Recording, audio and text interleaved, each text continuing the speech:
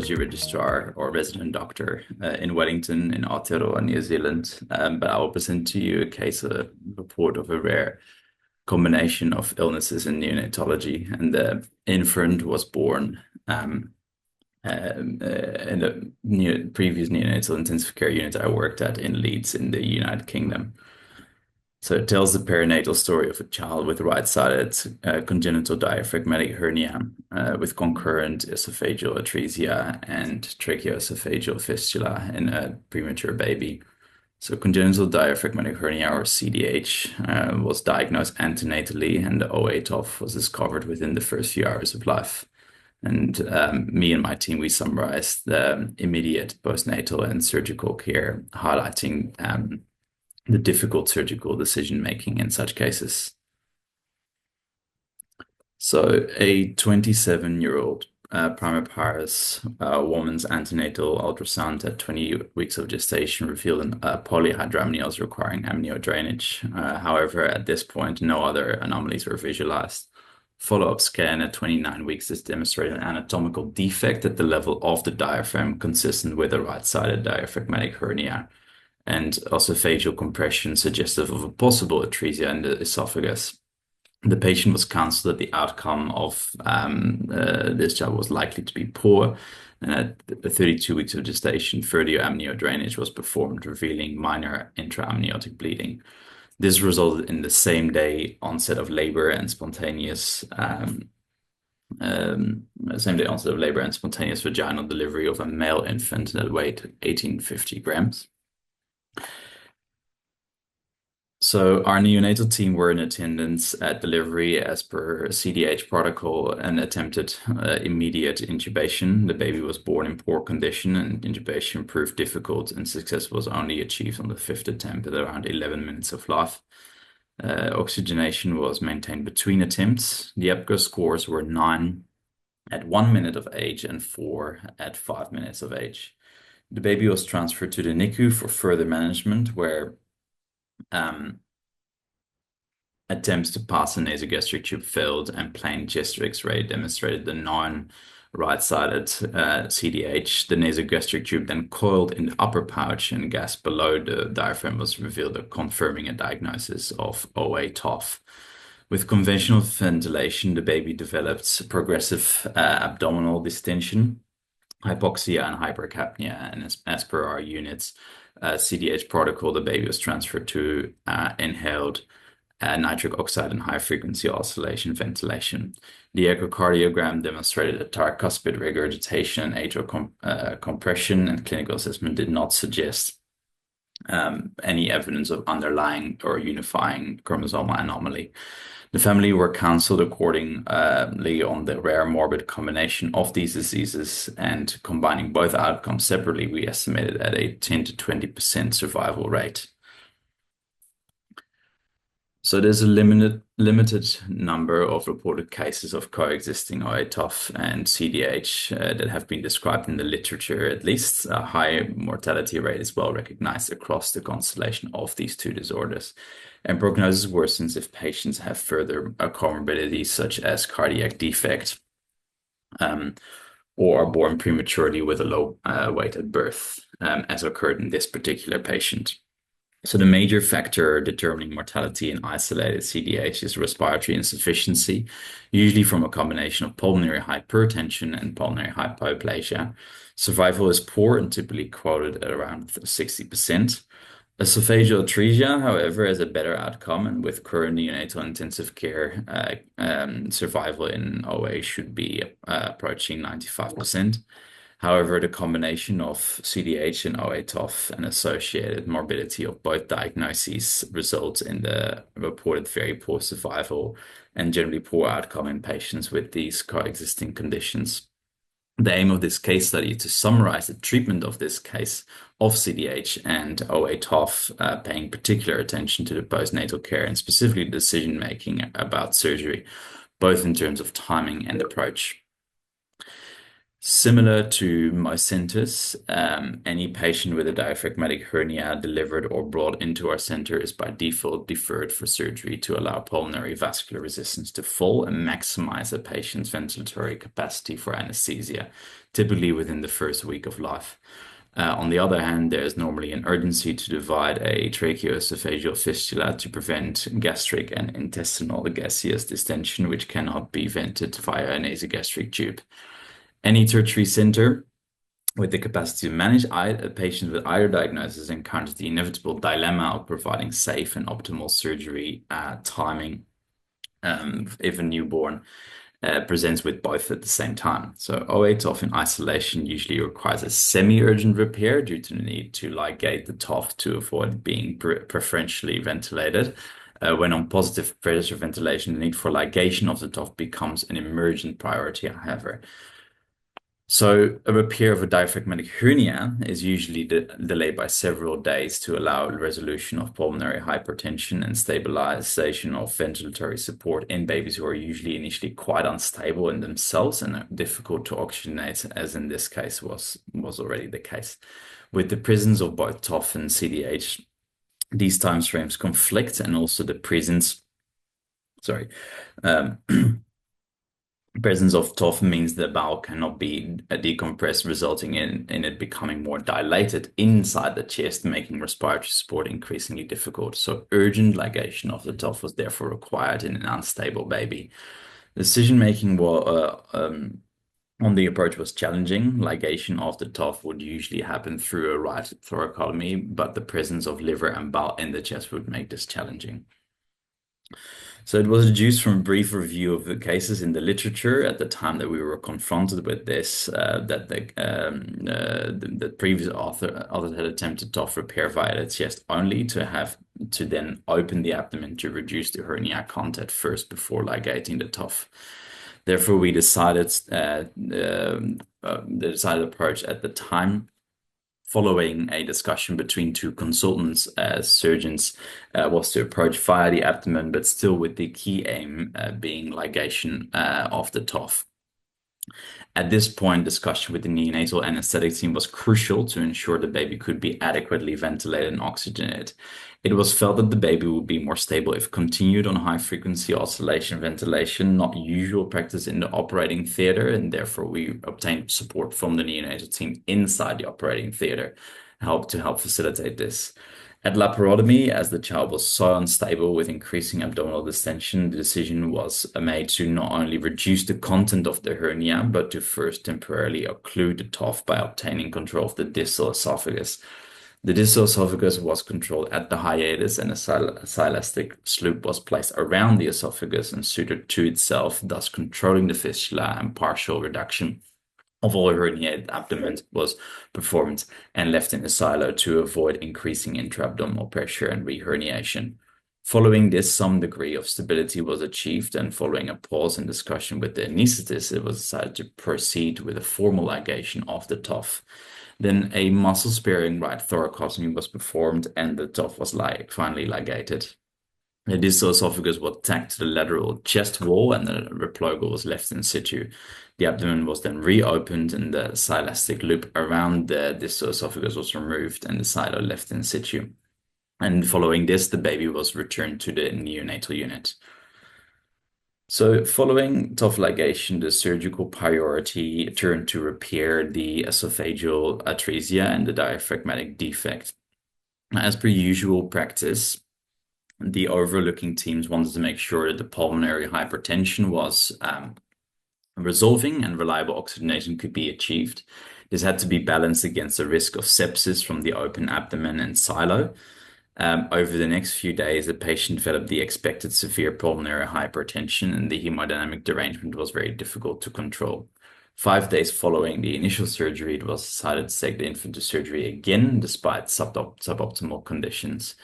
At surgery, the silo was removed, the right liver lobe was reduced to the hernia, after which a Gore-Tex onlay patch repair of the diaphragm was successfully performed. At the same sitting, a gastrostomy was performed to allow enteral feeding. The patient recovered from CDH repair slowly and was intubated and ventilated for 16 days and then extubated to non-invasive ventilation. Now, during this period, they were established on enteral nutrition with some gut dysmotility, but it was through the replugal suction to the upper pouch in the postoperative phase.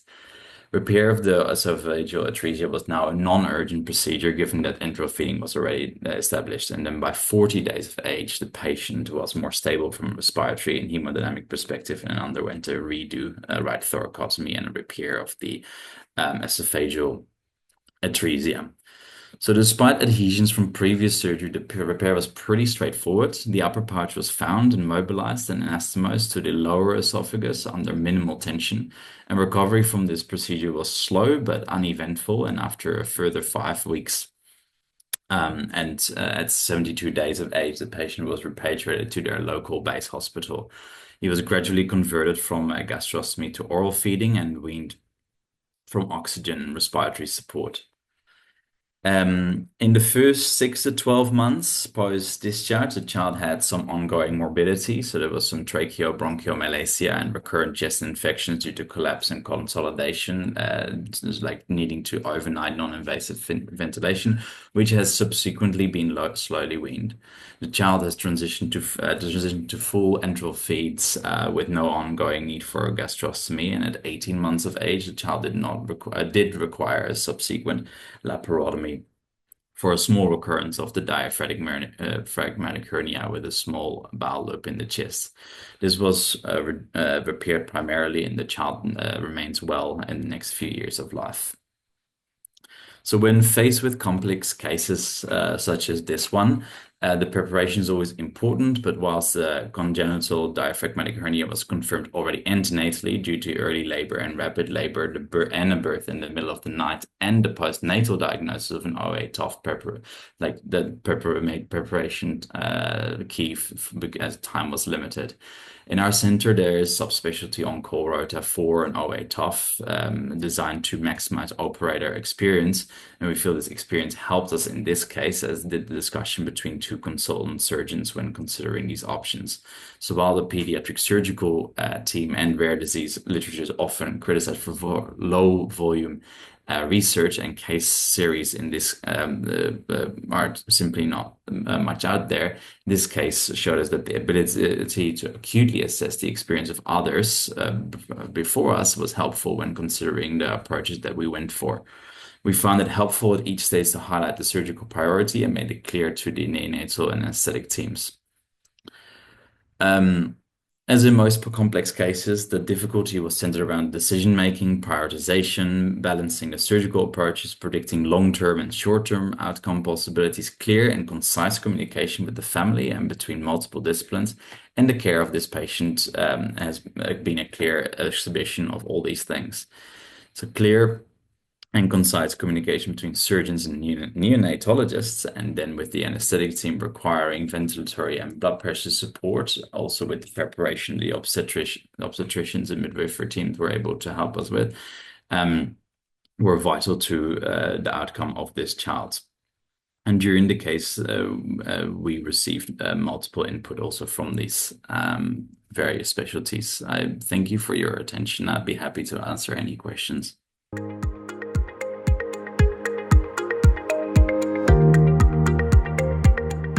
Senior Clinical Fellow at Resection Hospital. So today I'm presenting our cross-site re-audit of operative vaginal delivery and infection reduction in operative vaginal delivery across Manchester Foundation Trust hospitals, St. Mary Hospital, Wythenshawe Hospital, and North Manchester General Hospital. And this work was conducted across the 3 sites and built on the finding of our audit conducted in 2022 of operative vaginal delivery. So next slide.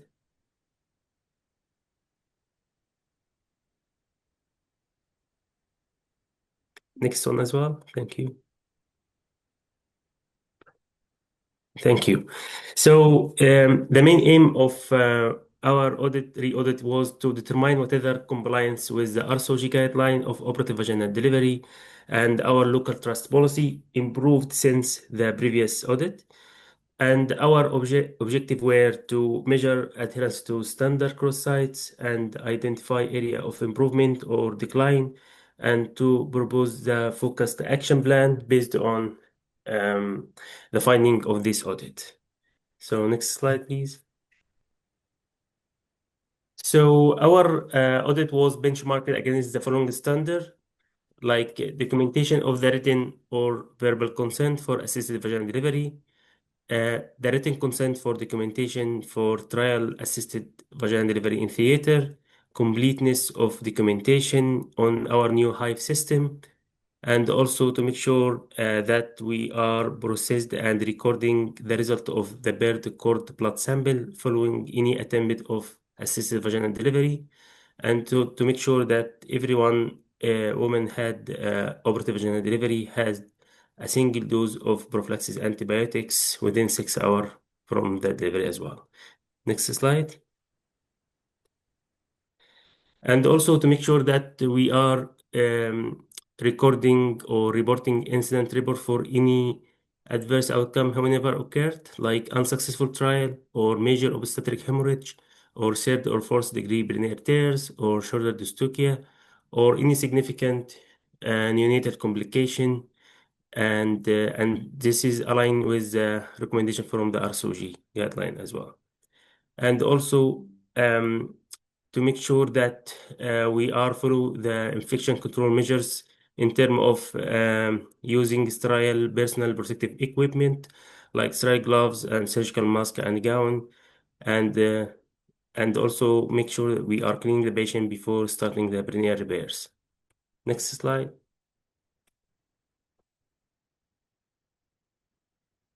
And also make sure that we are using sterile drapes for all instrumental deliveries, whatever in the room or in theater, using the under-bottom drapes, legging, and abdominal drapes. And again, make sure that we are cleaning the patient before any instrumental delivery. Next slide. So we collected data retrospectively for all operative vaginal delivery performed between the 1st and the 30th of November 2022, and we collected data from our Hive system using a standard Excel audit tool, and we analyzed the data by the site and to compare between each site and to the previous audit as well. Next slide, please. Next one again. Thank you. So this slide and the coming slides as well, it's going to show the overall trust-wide comparison across the three sites. So we observed considerable variability in compliance across sites and across multiple domains. So here in this table, we can see that uh, s- sorry. So yeah. So here we can see the consent for assisted vaginal delivery was generally well recorded, but written consent for trial in theater remains an area to be focused.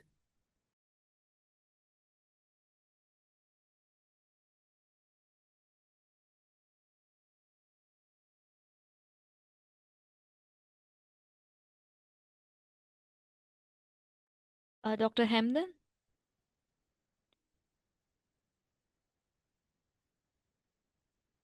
are you available, Dr. Hamdan?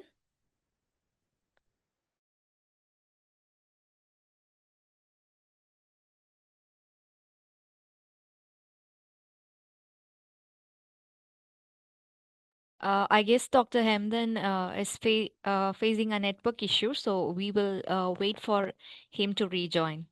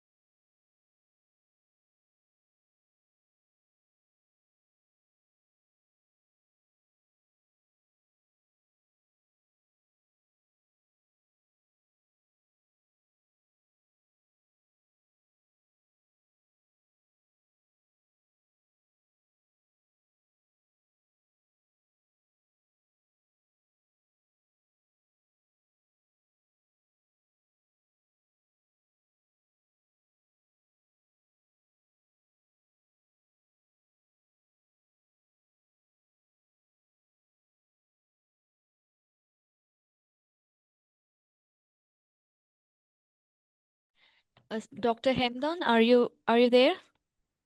Okay. Yeah, sorry, just shut Okay, down. I'm sorry for this. okay, please. So we was on this slide is regarding the finding here is the consent for assisted vaginal delivery was generally well recorded, but the written consent for trial in theater here was remains areas that need to be focused. And also the completeness of the procedure documentation was inconsistent, especially at North Manchester Gross Hospital, General Hospital. And also here we can see that processing and recording of birth cord blood samples um, following any vaginal delivery was below the expected, especially again within Shaw Hospital. Um, so and actually when it wasn't done, there is no justification why it was missing. Next slide, please. And here regarding the uh, antibiotic administration and to be given within 6 hours as well. It's another area of suboptimal compliance. So not all women who had operative vaginal delivery had the antibiotics, and sometimes there is like a prescription, but the patient didn't have the antibiotics. Sometimes the patient had the prescription and the administration, but after 6 hours as well. So it was an area to be focused as well. And also in terms of using the sterile personal protective equipment as well, it was below the standard. And next slide, please. And again, actually using the sterile drapes has dropped since the last audit, um, which rising raised the infection control concerns. Next slide.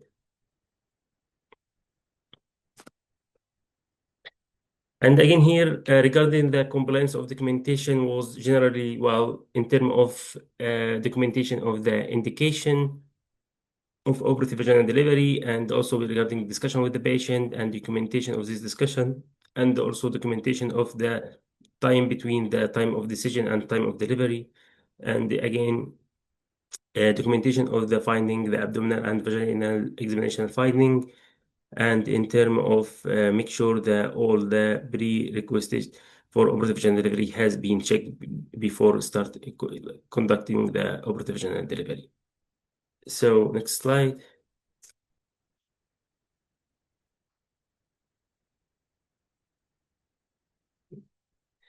Next slide, please.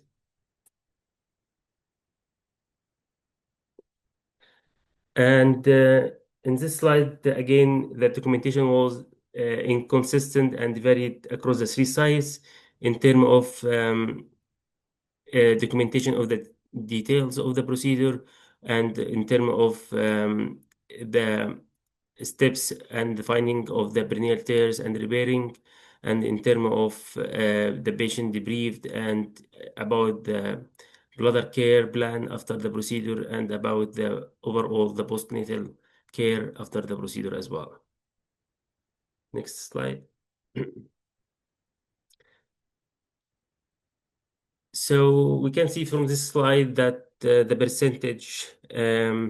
So in terms of the giving single dose of IV antibiotics, the percentage overall across the three sites was 90%, and within Shaw Hospital was the best hospital in terms of compliance with this by 96% of cases. Next slide.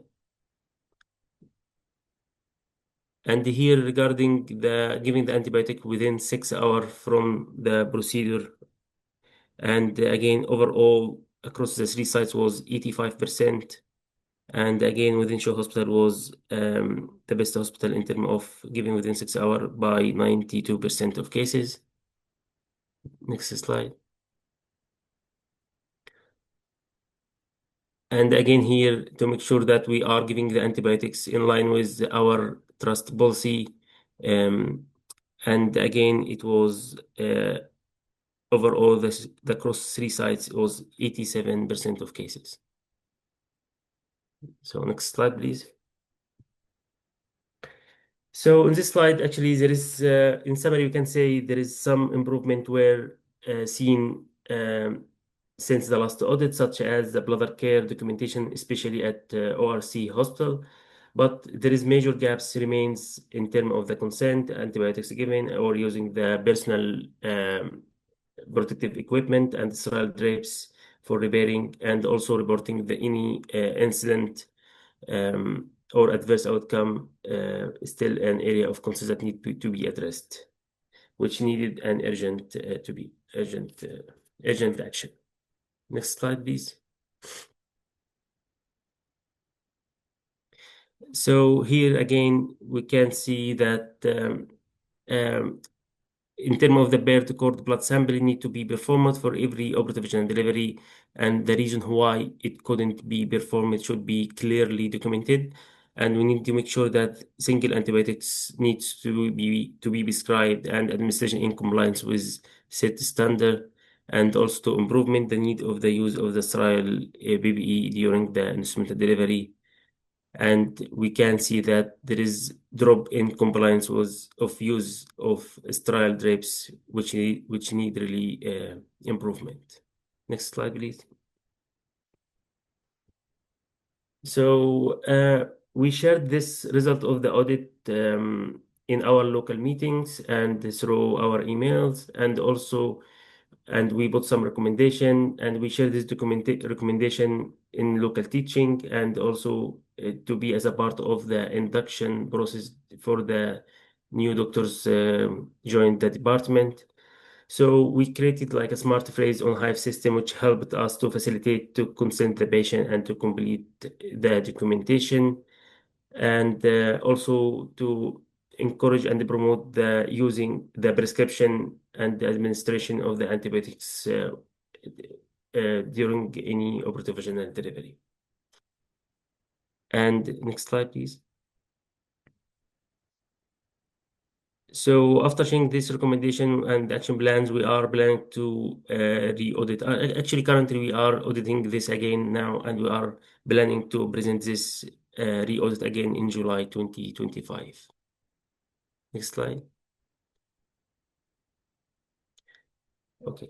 Thank you so much for your attention. I would like also to acknowledge my co-audit leads and supervisor for their contribution across the 3 sites. Thank you, everyone, and I apologize for this kind of technical issues as well. Okay. Thank you, Dr. Hamdan, for the presentation. So,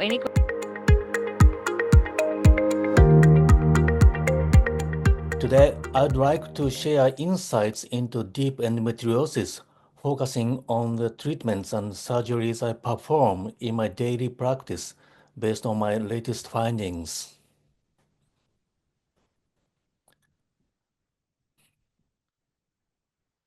Oh.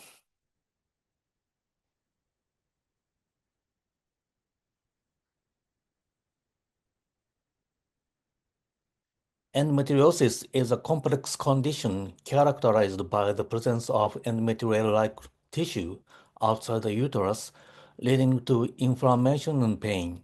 Superficial lesions primarily affect the peritoneal layer, causing localized inflammation without deep tissue invasion. Understanding the nature of these lesions is crucial as it informs treatment strategies. The attached diagram illustrates traditional theories on invasive endometriosis, highlighting the need for more advanced diagnostic and management approaches. However, I do not reject exceptions. Endometriosis originates from menstrual debris spreading via the fallopian tubes, including inflammation. Factors such as debris volume, defense mechanisms, intestinal motility, and abdominal morphology influence lesion formation. Observed endometriosis may signify healing as abdominal inflammation subsides, offering key insights into its pathophysiology and symptoms. Endometriosis localization is shaped by various factors. Peritoneal endometriosis often appears as a thickened lesion or scar tissue within the trapezoidal region of the pelvic peritoneum, leading to organ and ligament convergence and adhesion. Severe cases, such as those with chocolate cysts, can progress to frozen pelvis formation.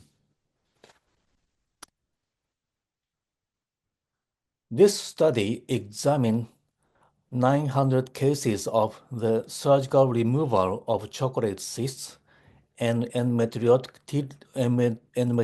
lesions in the trapezoidal pelvic peritoneum, presented in this research as RMUE, resection of the median and uterosacral endometriosis.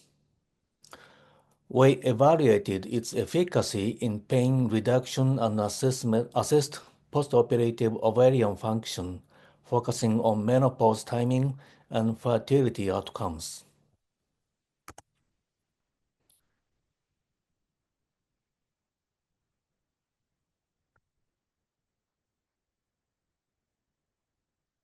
This video demonstrates the RMUE. The trapezoidal incision begins at the upper base. The right side upper base. Right side is then incised along the cervix to the uterosacral fold, taking care to avoid the ureter and surrounding vessels. As long as the incision stays within the region, the blood vessels and nerves on the peritoneal surface will remain intact.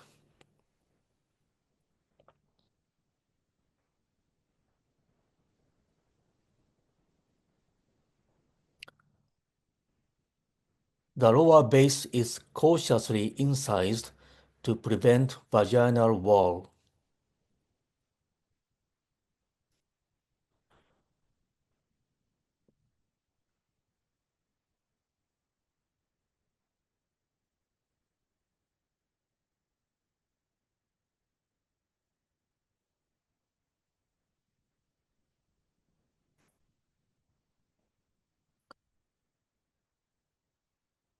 Finally, the left side is incised along the cervix to the uterosacral fold to complete the trapezoidal excision.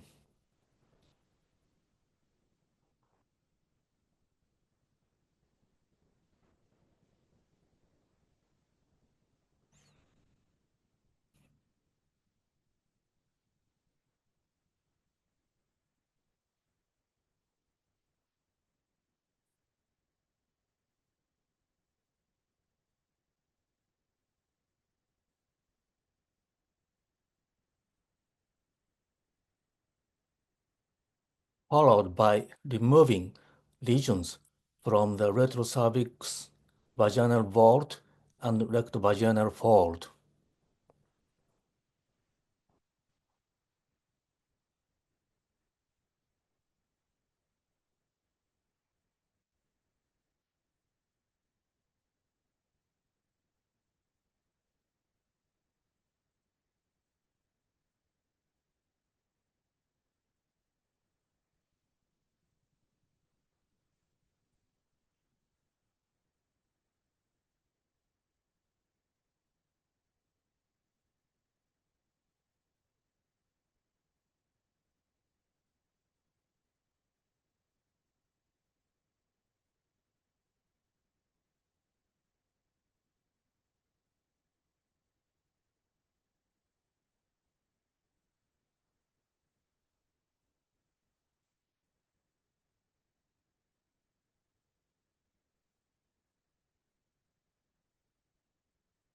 You see here soft tissue.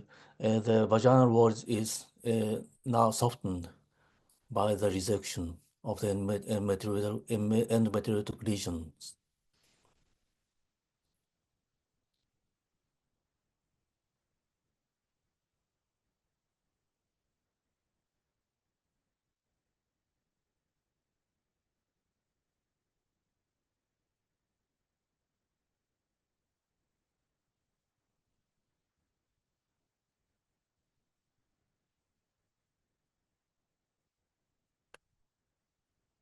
The residual of the endometriosis are compacted by bipolar electrodes and then resected from the vaginal wall.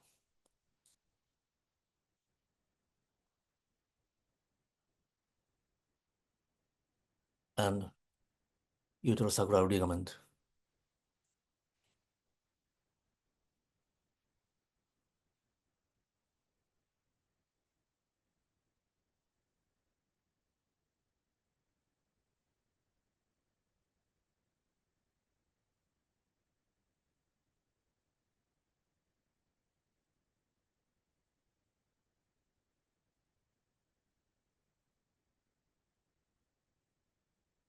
In the treatment of chocolate cyst, we examined whether RMUE was performed. Individualized procedures such as myomectomy and hysterectomy were conducted based on each case's specific needs. This method effectively relieved pain with significant improvements in treated patients. However, postoperative pain recurrence appears similar between RMUE patients and others, suggesting the menstrual cycle may influence pain management outcomes. In order to eliminate bias in case selection, we established a pain classification and analyzed postoperative pain improvement based on severity. By pain classification, there was no difference in preoperative pain visual analog scale values, whether or not RMUE was performed. RMUE is more effective at relieving pain. Postoperative pain recurrence rates were significantly higher among patients with severe preoperative pain, reaching nearly 30% in severe cases.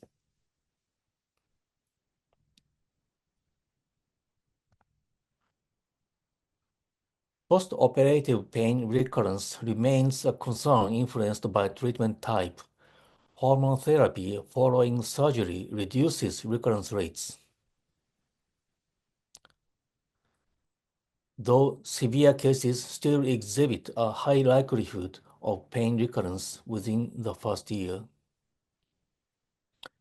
Understanding hormone therapy's role in pain management is crucial for improving postoperative care plans. Once again, this study has demonstrated that ovulatory menstruation plays a role in the progression of endometriosis. Premature menopause under 40 occurred in 10 cases, representing a 1.53% rate among those monitored beyond 40. 4 patients had undergone 3 or more surgeries for ovarian chocolate cysts, and 6 developed menopause within a year of surgery. The youngest, aged 36, entered menopause after her 4th endometriotic cyst surgery. A prospective cohort study reported a 1% rate of premature menopause under 40. Among 193 cases tracked beyond age 45, 22, 11.4%, experienced early menopause, which correlated with higher surgery age. 9 had undergone at least one laparoscopic surgery, with significantly higher preoperative laparoscopic surgeries in this group. No significant differences were found between oophorectomy cases and cases with both ovary preserved, or between RMU presence and absence. The mean menopause onset age for 10% of women in 45.34 years, consistent with this study's findings. Single laparoscopic surgeries and unilateral oophorectomy appear to have minimal impact on ovarian function.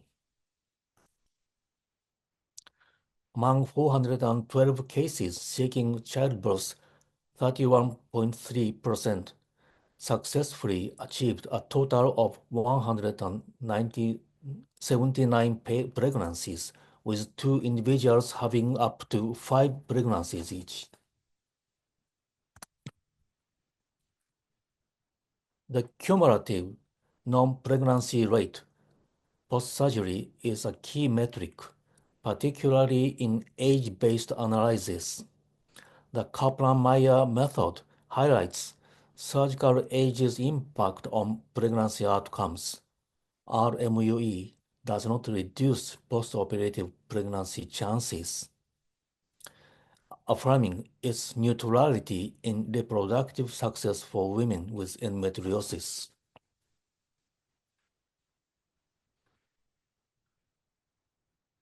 Post-surgery pregnancy rates for endometriosis vary, with meta-analysis reporting around 40%. Short-term studies report lower rates, while ART improves outcomes. Personalized strategies are crucial for optimizing fertility management. Ongoing research identifies pelvic endometriotic lesions between the vaginal wall and peritoneal surface. The pelvic peritoneal endometriotic lesion can be assessed by measuring the vaginal peritoneal thickness.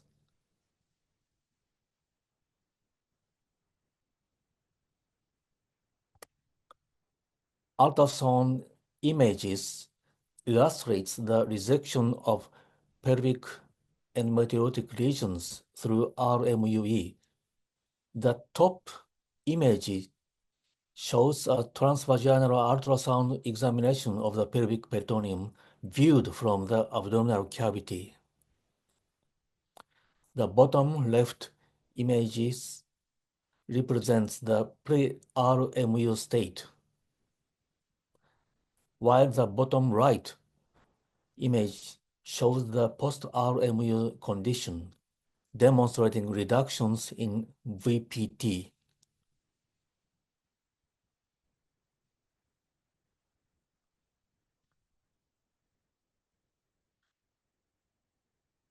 Effective endometriosis treatment remains challenging. Hormonal therapy offers temporary relief, while advanced excision requires specialized skills. Promoting expert-led surgeries and multidisciplinary approach is essential for improving outcomes for affected patients.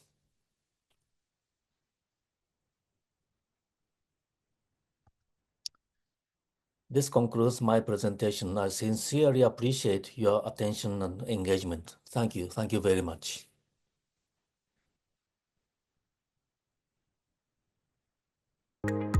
Thank you.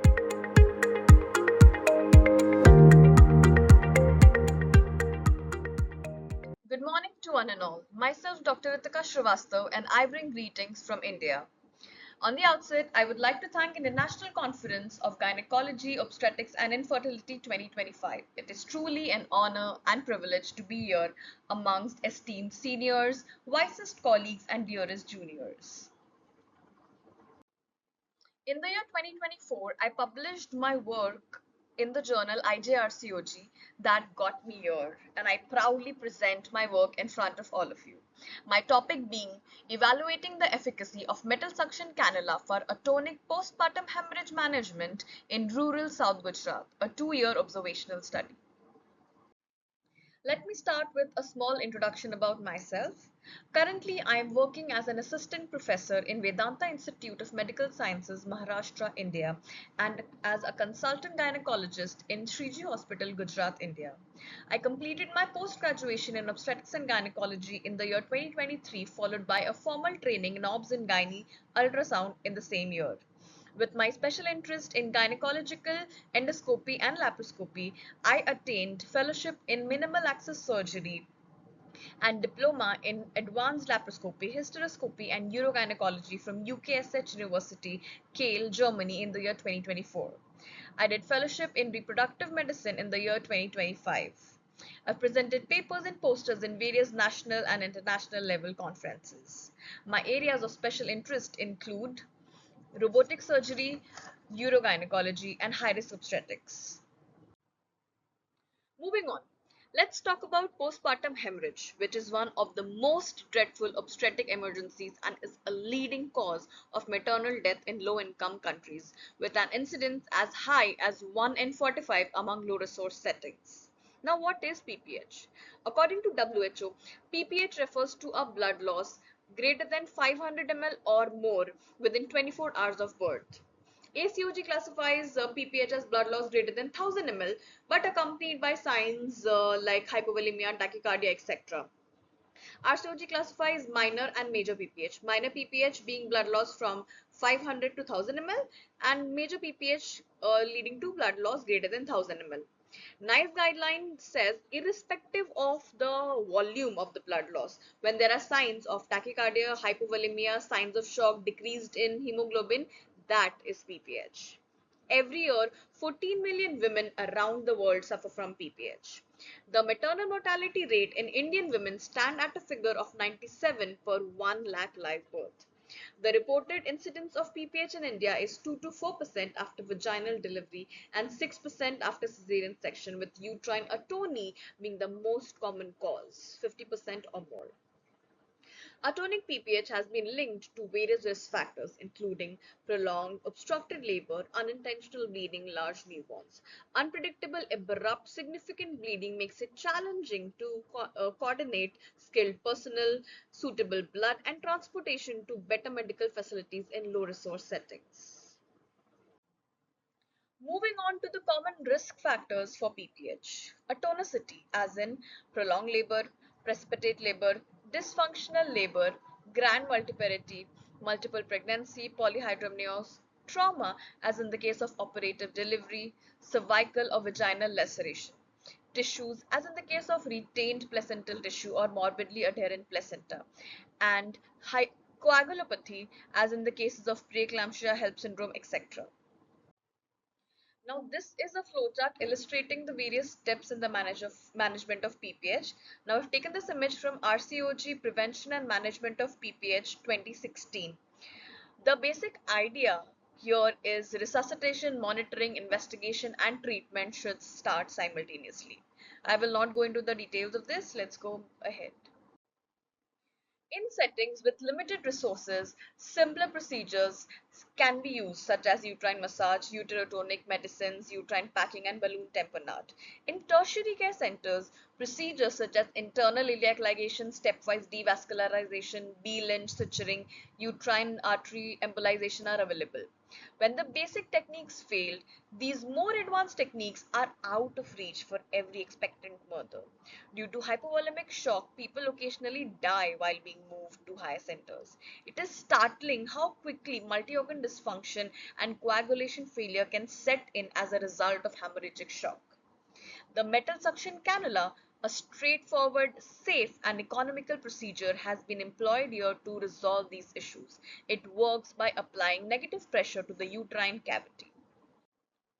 The introduction of negative intrauterine pressure using a suction cannula can be one of the cheapest modalities to decrease PPH secondary to uterine atony. This negative pressure acts by sucking on the inner surface of the uterus, thereby mechanically closing all the sinusoids in the endometrium. This method has brought a renaissance in practical obstetrics in low-resource countries, where cost and availability of uterotonics or blood products can be a major health issue. As you can see in the picture, the walls are sucked and the sinusoids are closed as a result of the negative pressure that is applied by the suction cannula.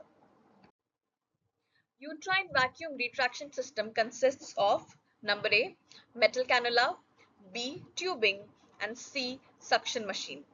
Now, what is special about this metal cannula is that it is not specific to PPH. It is a regular metal cannula, suction cannula, which is present in the laparotomy set. Now, we thought that we can use it for PPH because of the multiple perforations it has got, and it is widely available.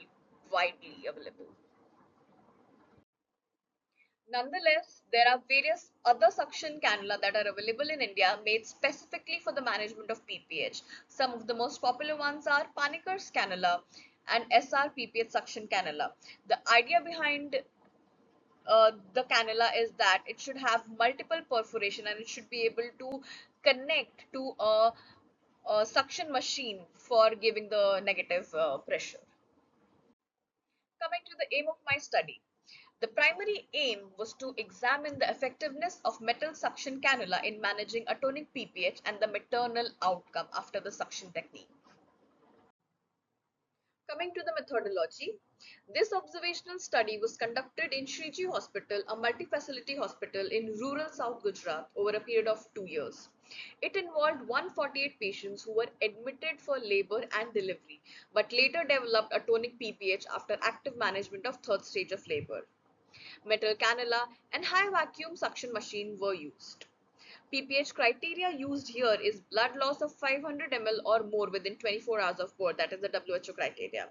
As we've already discussed, the uterine vacuum retraction system consisted of the cannula, which is 25 centimeter long with a diameter of 10 mm. The vacuum high pressure vacuum machines, which could produce 650 mm Hg within 1 minute. It was applied in lithotomy position, bladder catheterized, blood clots were removed from the uterine cavity by bimanual compression. Under good source of light with wide base speculum application, the anterior lip of cervix is grasped by sponge-holding forceps. Distal end of the cannula goes inside the uterine cavity up to the level of the fundus. The outer end of the cannula is connected to the suction machine. Left palm is held per abdomen. The right hand grasps the cannula and a negative pressure of 650 mmHg is created and maintained for 30 minutes. So, in first application, negative pressure is applied for 30 minutes. After this, negative pressure is created whenever there is recurrence of bleeding. 20 units oxytocin and 500 cc ringalactate, IV drip, methergin or carboprost were used whenever required. The cannula is kept in position as long as the threat of recurrence of bleeding is expected or even up to 6 hours. Inclusion criteria. The study included all the patients who developed atonic PPH after AMTSL, that is active management of third stage of labor, and gave their consent. Exclusion criteria: traumatic PPH, placenta previa beyond grade 1, morbidly adherent placenta, congenital coagulation disorder, HELLP syndrome, and severe anemia. Coming to the most important part of my study, the results. Table 1 talks about the distribution according to age and gravida. In the current study, maximum patients, that is 43.9% patients, were between 21 to 25 years of age. We had 49.3% primigravida and 50.7% multigravida. Coming to the mode of delivery, 61.5% patients in our study had vaginal delivery, 20% patients had operative vaginal delivery, and cesarean section was done for 17.7% patients. Figure 2 classifies patients on the basis of their risk factors. Anemia and hypertensive disorders of pregnancy contributed the maximum chunk, being 28.3% and 25.6% respectively. Prolonged labor was seen in 16.2% patients, and only 10.1% patients were free of any risk factors. Table 2 and Table 3 are important slides. Table 2 talks about the time taken to stop bleeding. In 78 patients, the bleeding stopped in less than 5 minutes. In 53 patients, that is 35.8% patients, the bleeding stopped between 5 to 10 minutes, and in 17 patients, that is 11% patients, bleeding took greater than 10 minutes to stop. Coming to the distribution according to the amount of blood collected in the bottle, the range was from 100 to 400 ml. In 78 patients, that is 56.8% patients, the bleeding was less than 100 ml. Only in 5 patients, that is 3.7% patients, the bleeding was greater than 300 ml. Table 4 tells about the distribution according to the number of times the negative pressure had to be applied. In 87 patients, that is 58.8% patients, the negative pressure had to be applied only once. In 32.4% patients, it had to be applied twice, and in 13 women, that is 8.7% patients, the negative pressure was applied thrice. Coming to the blood transfusion, 83.8% patients, that is 124 out of 148 patients, required no blood transfusion. 15 women required 1 blood, 5 women and 4 women required 2 and greater than 3 blood respectively. Next is the outcome of the patients. We recorded no mortality and all the patients survived. Discussion. Atonic postpartum hemorrhage remains the leading cause of maternal mortality worldwide, with its impact being especially severe in low-resource countries. In low-resource settings, the situation is worsened by challenges such as lack of trained healthcare personnel, limited availability of compatible blood products, and difficulties in accessing higher-level medical facilities. The use of negative pressure within the uterine cavity effectively stops atonic bleeding by causing the uterus to physically constrict, supporting its natural contraction and retraction process. When suction is applied, the soft cervical tissue around the cannula is drawn into its perforation, sealing the uterine cavity. Continued suction quickly creates negative pressure, leading to uniform uterine compression. This process aids in halting both arterial and venous seepage. Additionally, blood accumulated in the uterus is drawn into the suction container, allowing accurate measurement of the blood loss. Because the procedure is quick and requires only basic skills, it can be performed in the labor room as an immediate response.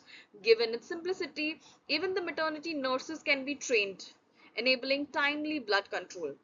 This technique can prevent the need of laparotomy and severe other complex interventions, thereby preserving both mother's life and fertility, especially in low resource settings. Similar literature has found supporting evidence about the effectiveness of metal cannulas in controlling PPH. Some of the studies are: Panikkar et al. Conducted a prospective interventional study on 40 normal vaginal delivery patients and 15 patients who had LSCS and concluded that negative suction resulted in the aspiration of the blood collected in the uterine cavity. The quantity ranged between 50 to 300 ml and the suction was maintained for 30 minutes, which resulted in the contraction of the uterus. Damore et al. Conducted an observational study in 120 patients and identified that in 50% patients, the bleeding stopped within 3 minutes. Meena et al. Conducted a prospective observational study on 20 normal vaginal delivery women and 5 LSCS who developed atonic PPH. In 40% cases, the bleeding stopped within 3 to 4 minutes of application of the suction retraction cannula. Moving on. Conclusion. In countries with low resources, complementing routine active management of third stage of labor with suction cannula in cases where atonic PPH is anticipated or happening can prove useful in decreasing the prevalence of PPH. It can also be used as a precautionary measure in all vaginal deliveries. Stress must be given on training the ground staff for better mindfulness and acceptance of this system. Still, large, long-term, multicenter randomized control trials with huge sample size and different ethnic groups are demanded for drawing a solid conclusion. These are my references, and that's it. Thank you so much. Thank you all.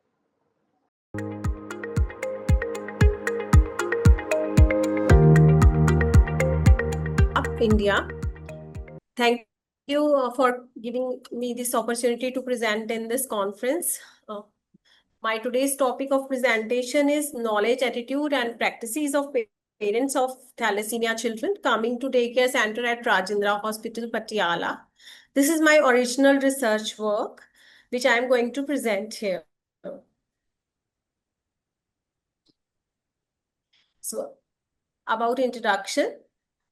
Beta thalassemia is an autosomal recessive single gene disorder characterized by defective production of hemoglobin and excessive destruction of RBCs.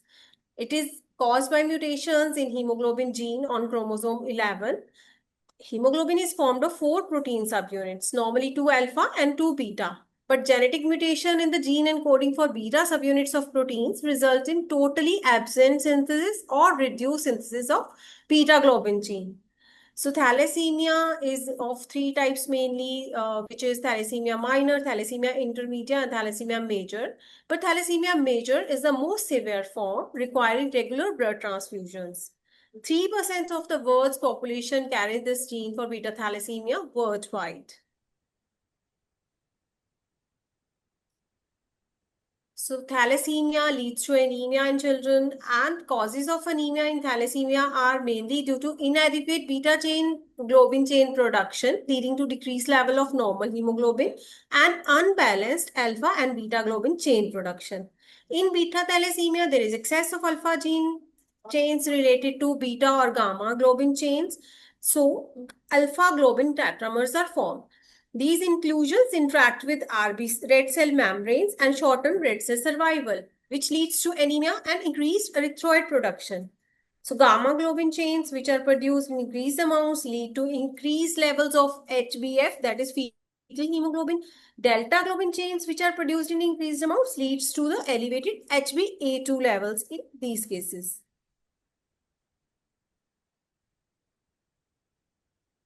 Symptom of thalassemia are mainly, these are children presents as asthenia, paleness, loss of appetite.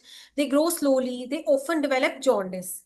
So their anemia is characteristically severe microcytic hypochromic. Symptoms usually appear within first 2 to 6 months of life and mainly in 2 years of life. So if not treated, these children develop severe anemia, growth retardation, bone deformities due to excessive RBC production, and enlarged liver and spleen. And there are later on iron overload complications due to frequent transfusions. Laboratory findings on CBC. As I already told you, microcytic hyperchromia is there on peripheral blood film, target cells, nucleated RBCs, anisopoikilocytosis, microcytosis, hypochromia, poikilocytosis, polycremisia, basophilic stippling, fragmented erythrocytes, target cells, and large number of normal blasts are seen. There is increased retic count in these cases. Serum iron levels and transferrin saturation is increased. However, total iron binding capacity is normal. Serum ferritin levels are increased. Hemoglobin electrophoresis confirms the diagnosis with reduced HbA and elevated HbF and HbA2 levels. Genetic testing identifies specific HBB mutations.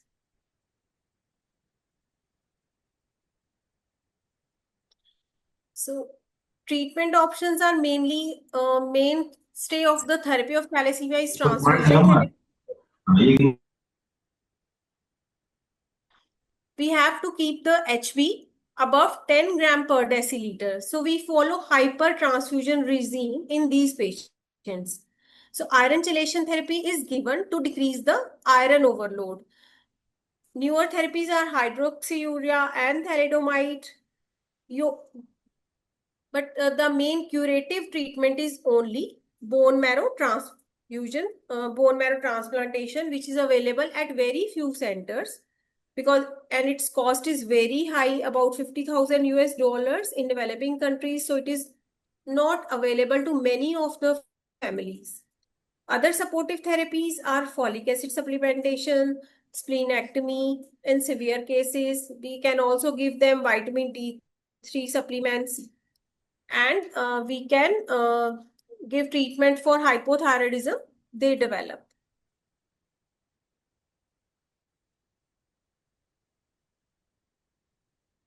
So regular blood transfusions lead to complications because of iron overload, which affects mainly heart, liver, and endocrine glands.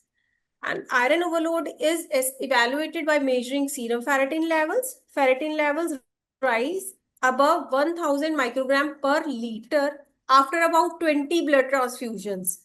And it is the time to start the chelation therapy, that we should remove the iron. But when the ferritin levels are above 2500 microgram per liter over a period of 15 years, it is considered as a risk factor for developing cardiac disease. So we have to get serum ferritin levels at frequent intervals, mainly 6 monthly.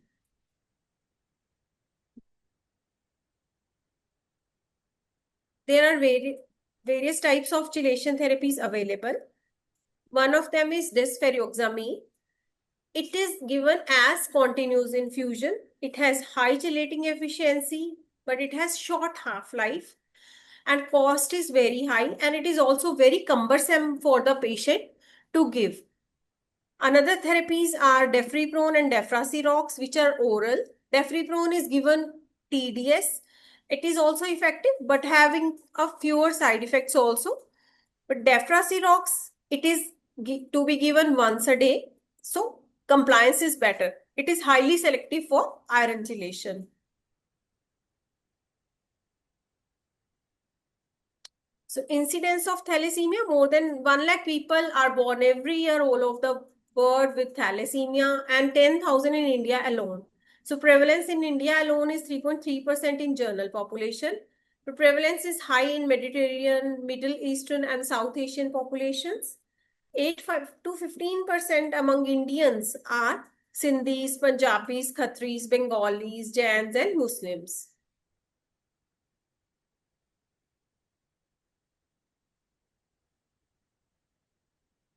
So there is need for awareness regarding thalassemia, as consanguineous marriages are quite common in Muslims, Khatris and Punjabis in India.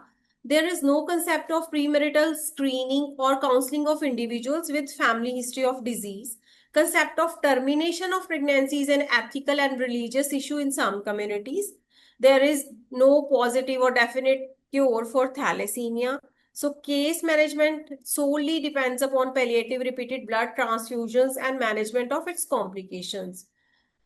So definitive therapy like bone marrow transplantation is beyond the reach of large segment of population, and there is huge burden on health system and financial status of the affected families, and their mental agony cannot be quantified and perceived. So there is high need to create awareness for thalassemia among general population and in doctors also.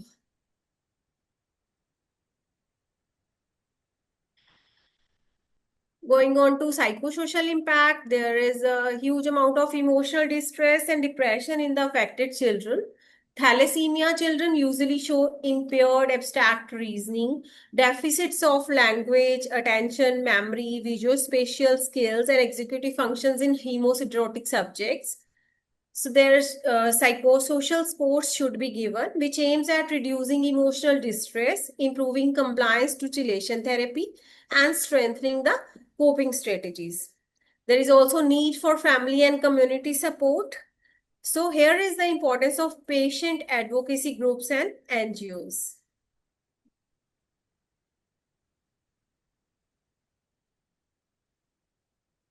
So better is that we should prevent the birth of the thalassemic children. So couple with same type of thalassemia trait has a 25% chance of having the fetus affected by thalassemia major in each pregnancy. Carrier screening and genetic counseling is in high-risk populations should be done. Prenatal diagnosis via chorionic villus sampling and amniocentesis is easily available nowadays in higher centers, at least in quaternary care centers. And public awareness programs to educate communities about thalassemia inheritance should be implemented. The preventive measures have already been adopted successfully worldwide, especially in Cyprus and Sardinia, which have almost prevented this disease.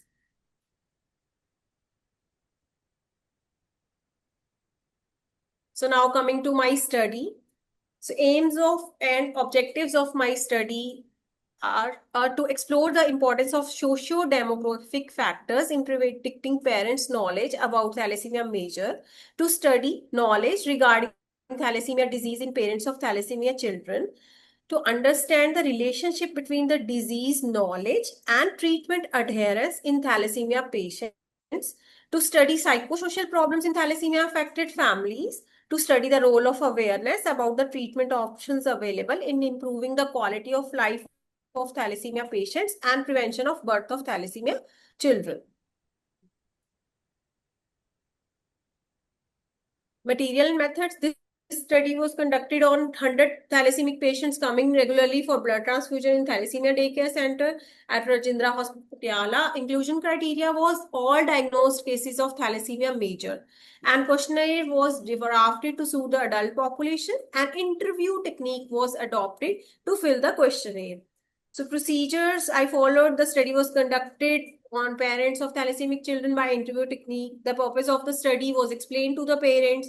To mother or father, whosoever was available, was interviewed to fill the questionnaire, and data was analyzed statistically.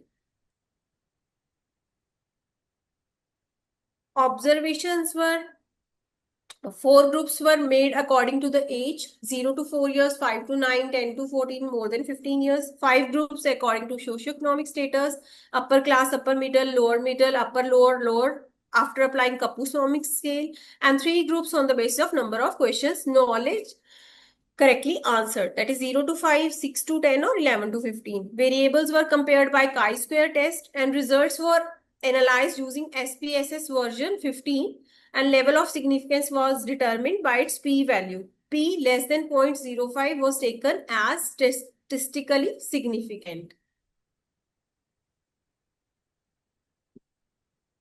25% patients were aged between 0 to 4, 28 between 10 to 14 years, 13% above 15 years of age, and maximum number of patients were aged between 5 to 9 years. So mean age of the patients was 8.36 years, and 66% were males and 44% were females. 38% of the patients were from upper middle class, 38% from the upper lower class, 21% belonged to lower middle class, and 2% to lower class, and only 1% belonged to upper class. In this study, 57% of patients from urban area and 43% were from the rural area. Maximum number of patients were from Khatri community, that is 41%, followed by Jats and Bajigars and Baniyas. Family history of thalassemia was positive in 23% of the cases, and history of consanguineous marriage was present in 4% cases only. Age of diagnosis was 0 to 6 months in 63% cases, 7 to 12 months in 27% of cases, 10% cases were diagnosed between 1 to 3 years of age, and 100% of the patients were diagnosed within 3 years of age.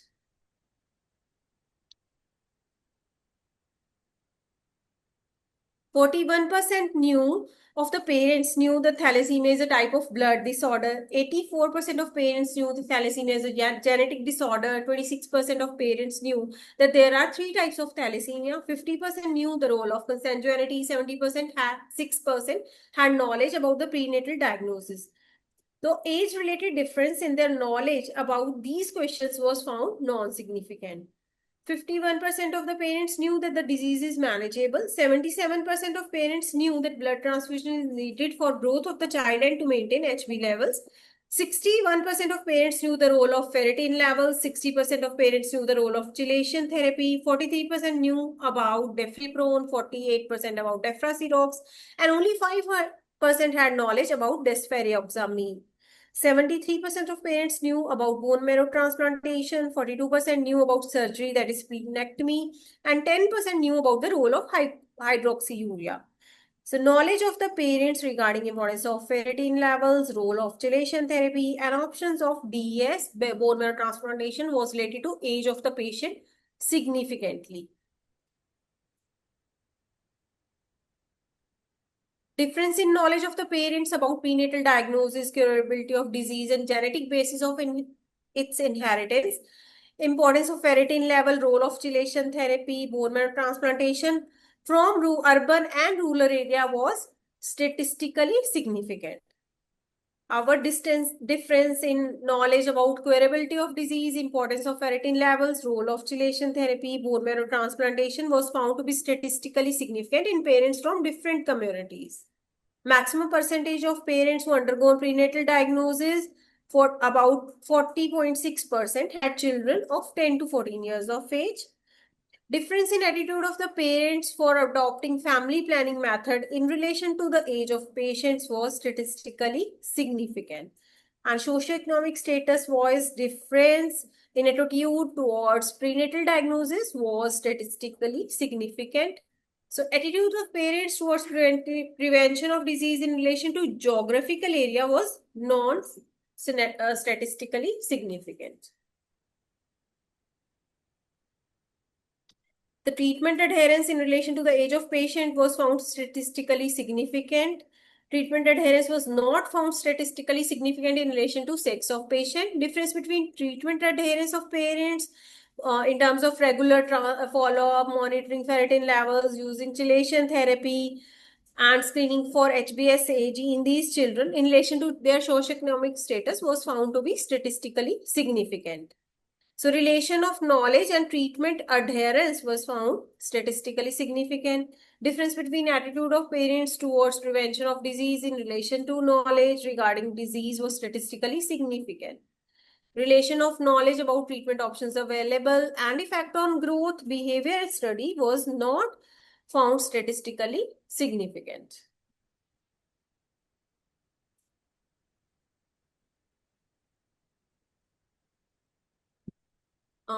Please move on. The psychosocial problems were present in almost all age groups, and this difference in relation to age groups was not significant. Presence of effect on growth and abnormal physical feature was found to differ significantly in relation to their socioeconomic status.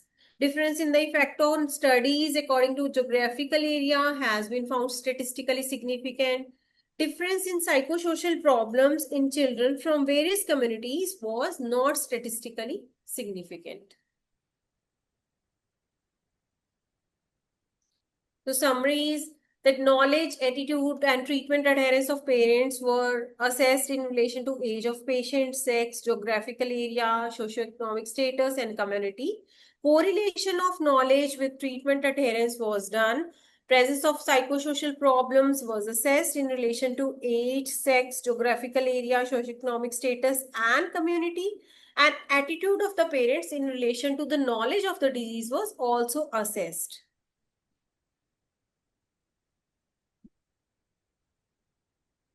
Main key findings were difference in treatment adherence was statistically significant in relation to age of child, socioeconomic status, and community. Relation between treatment adherence and knowledge of parents was found to be statistically significant.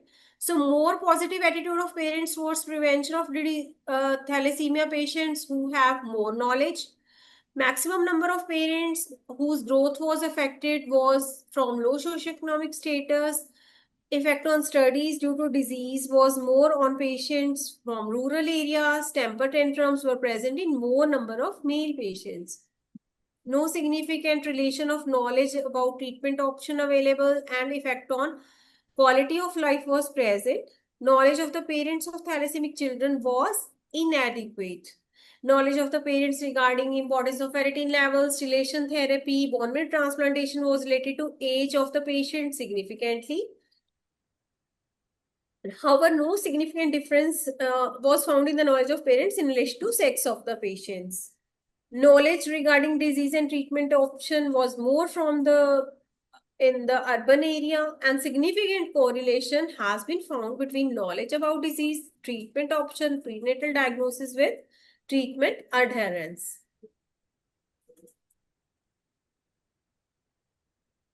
Conclusion is thalassemia remains a major public health challenge. Early diagnosis and appropriate management improve the quality of life of the patients, and preventive strategies can definitely reduce the disease burden.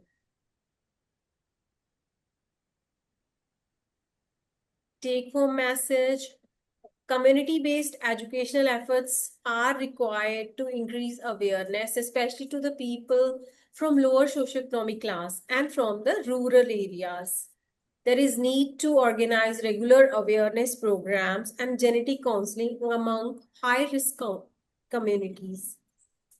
There is a need to involve mass media, which can do wonders regarding spreading for awareness about thalassemia. Premarital screening programs are more beneficial than prenatal diagnosis and more acceptable also among our communities. So it is evident from the study that thalassemia affects the psychosocial dimensions. Hence, more structural, long-term psychosocial support is needed to improve the quality of life of such patients. Control of thalassemia requires treatment of individual patients as well as community-based educational effort to increase the awareness of this problem. So this was all about my study. Thank you for your patient listening.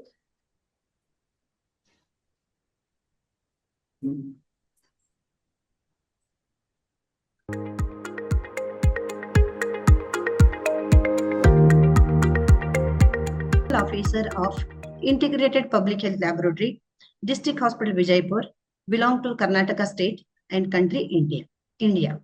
I am very much thankful to today's organizers of this conference for making me speaker for this webinar, as well as for giving me noble opportunity to participate in this webinar. So let me start my presentation. The topic I have chosen was role of immunohistochemistry in clinico-histopathology, a rare case study. And this article has been published in the Archives of Cytology Journal in the year 2023. So coming to background, diseases affecting the lymph nodes form wide range of the spectrum, so from simple to malignant pathology. So it is very important to differential diagnosis of generalized lymphadenopathy, which is till today challenging. Hence, it is important to rule out malignancy in the early stages so that we can prevent the complications. Clinico-histopathological correlation with the help of immunochemistry becomes highly important for the morphological differential diagnosis of generalized lymphadenopathy.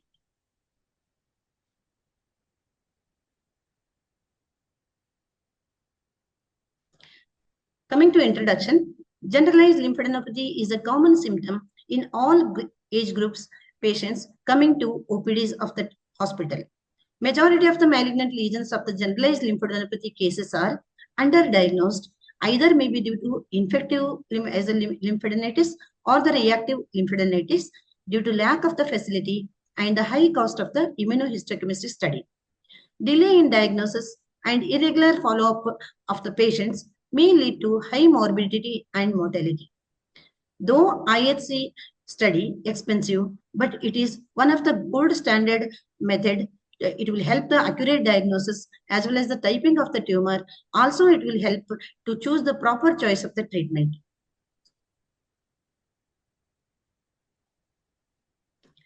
Lymphoblastic lymphoma, that is LBL, is a rare and it is highly aggressive among the non-Hodgkin's lymphoma variant. Virtually, it is indistinguishable from acute lymphoblastic leukemia.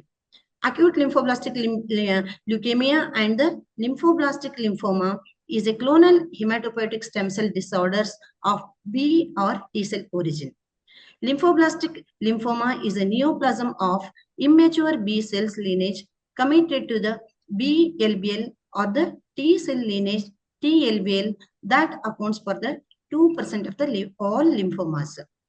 Acute lymphocytic leukemia or the lymphoblastic lymphoma is a clonal hematopoietic stem cell disorders of B or T cell origin.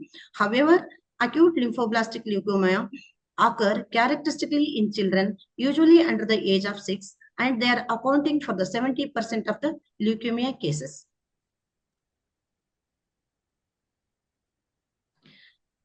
Our study aims and objectives were to evaluate the patient with a generalized lymphadenopathy and to study the lymph node lesions by correlating the clinico-histopathological with the help of immunohistochemistry. Coming to case reports, it was a combined observational and prospective study. It was conducted by pathologists in District Hospital Vijaypur during August 2022, September 2023. Patient was visited twice to our hospital during this period.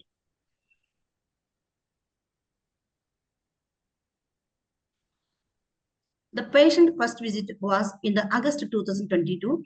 So he was a 12 years male, presented to pediatric and surgery OPD in our hospital with a history of mild fever, nausea and vomiting with the right lower abdomen pain since 1 month. He also gave past history of 2 to 3 tiny swellings on each side of the neck, and there was a mild loss of weight and fatigue since 3 months.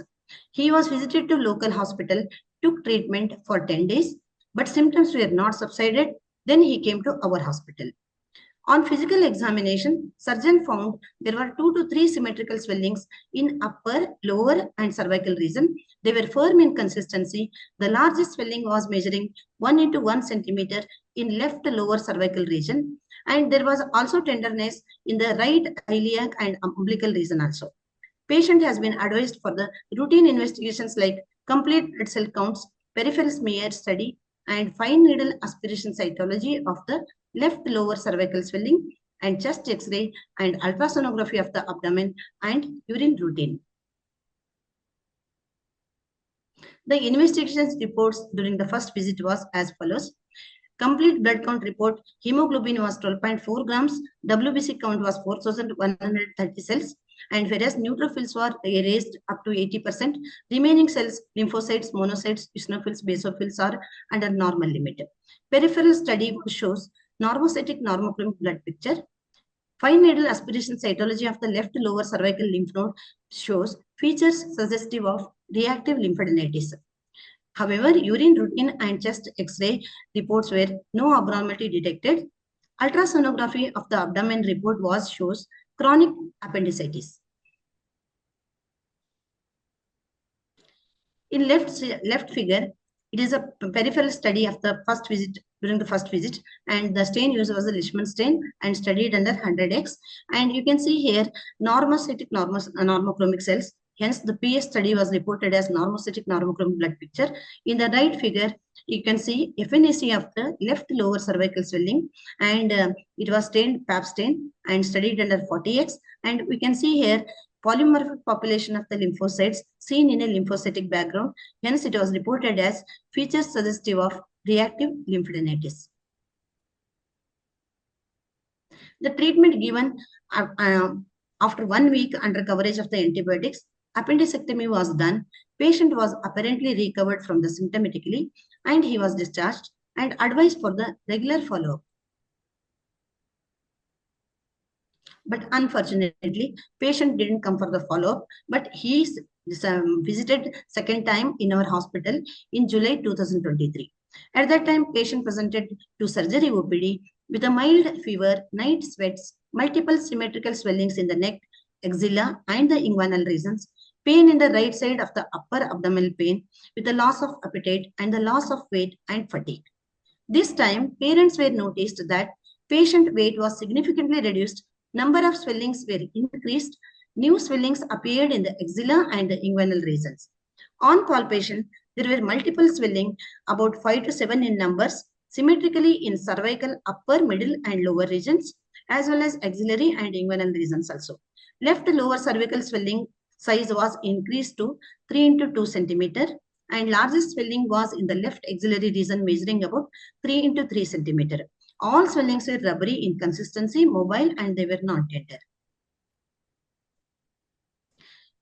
In the second time also, patient has been investigated for routine investigation along with the specific investigations also. Routine investigations were complete blood count cell and peripheral smear study, chest x-ray, urine routine, and fine needle aspiration cytology of the left axillary swelling, ultrasonography of the neck and abdomen, in additional CT neck and abdomen, and ultrasonography guided FNAC of the liver, bone marrow aspiration study, and biopsy from the left lower cervical swelling for the histopathological and the immunohistochemistry study was taken.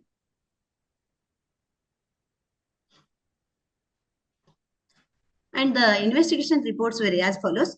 CBC report was HB was lowered, that is about 10 gram. WBC count was increased, 12,800 cells, whereas DC lymphocytes was 68%. The other cells are normal in count. Coming to peripheral studies report, it was atypical lymphocytes were seen and reported as microcytic hypochromic anemia with lymphocytic leukocytosis. Chest X-ray report and urine report where no abnormality detected. FNAC of the left axillary region shows features suspicious of the blastic lymphoma. Ultrasonography of the neck and abdomen report shows lymphadenopathy and hepatomegaly. Liver shows well-defined small nodular hypoechoic lesions, occasionally may be a target lesion, non-specific, diffuse, infiltrative, reported as suspicious of metastasis in the liver. Advised US-guided FNAC of the liver. In the left side figure, we can see the peripheral study report, and it is stained by Leishman stain and studied under 100x. And here we can see the cells are microcytic and hypochromic, and there were many atypical lymphocytes we can see in this slide. Hence, it has been reported as microcytic hypochromic anemia with lymphocytic leukocytosis. In the right figure, this is a FNAC of left axillary swelling slide, and it was studied under MGG stain under 100x. And here we can see there is a blastic type large cells with a high NC ratio with a very scanty basophilic cytoplasm with the open chromatin. The features suggestive of suspicious of blastic lymphoma.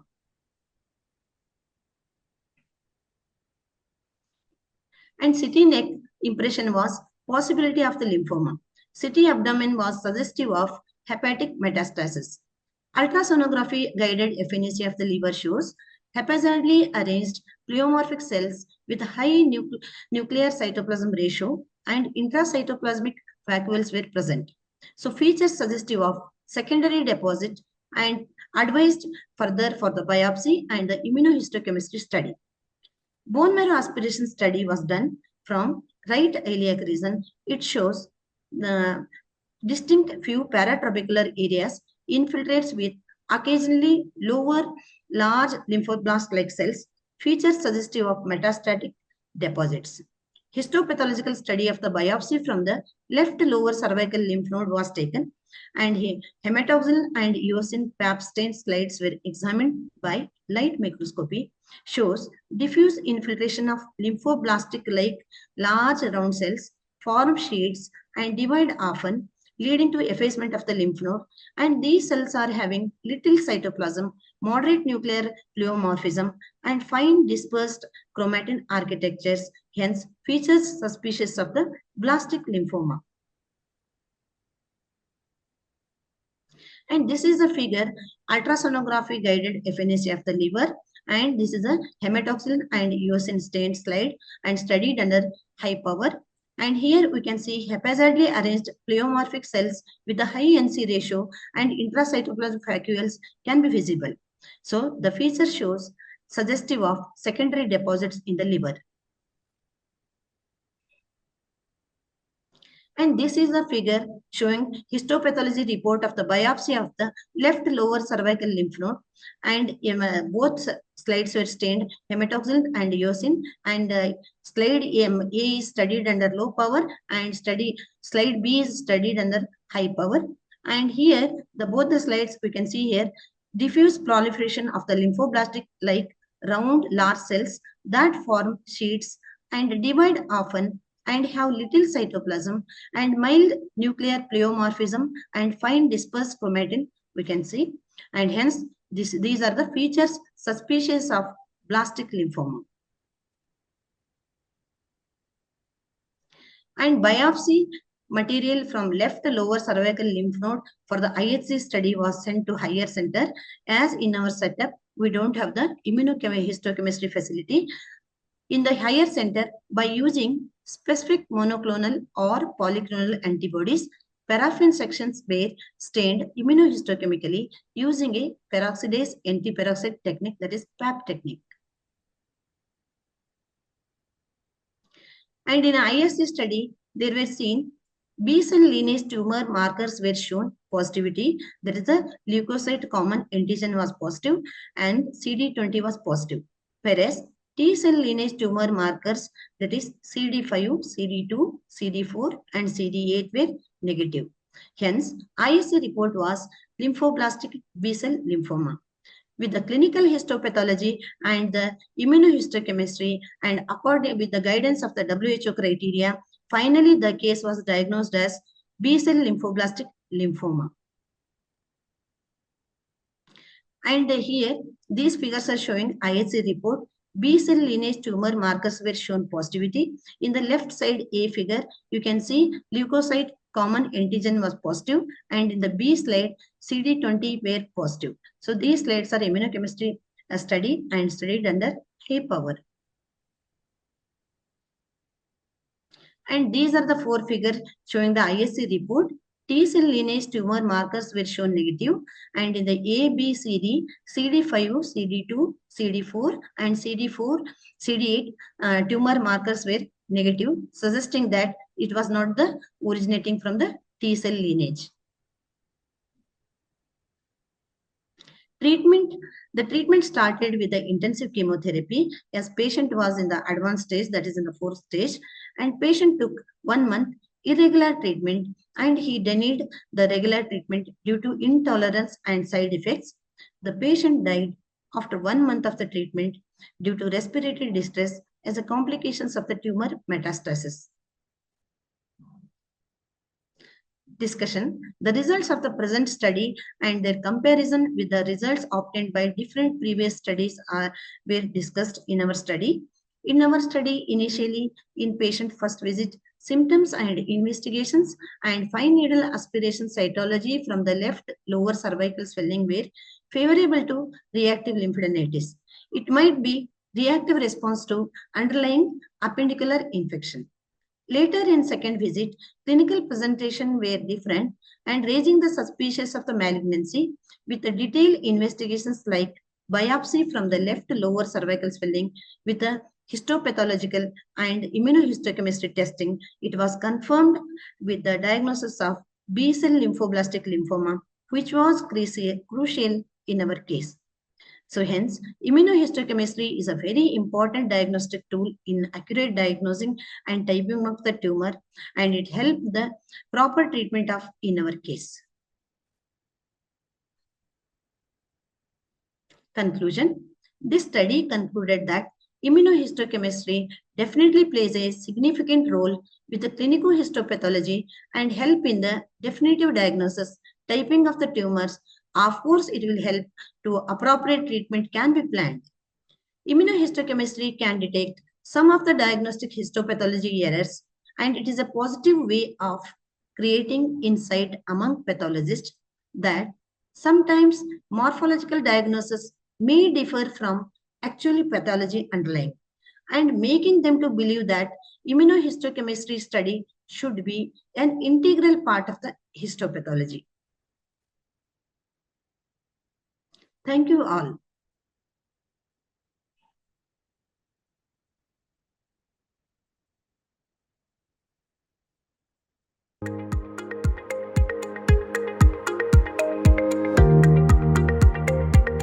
In thyroid cancers have dramatically is a very good invention of this last 10 years, and this has dramatically changed the management of the recurrent and the metastatic disease in the thyroid cancer.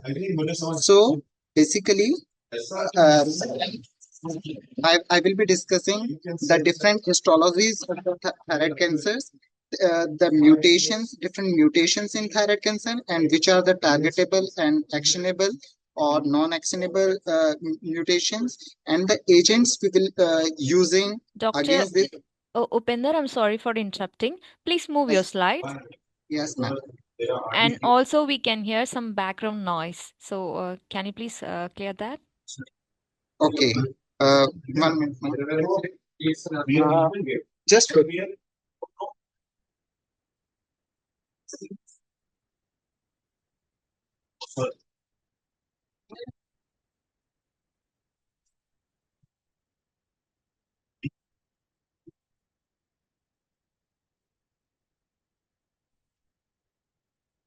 yes. Now it's okay. The Yes, background fine. noise is yes. Okay. So the different types of the thyroid cancers are that derived from the follicular cells and the C cells, which are the parafollicular cells.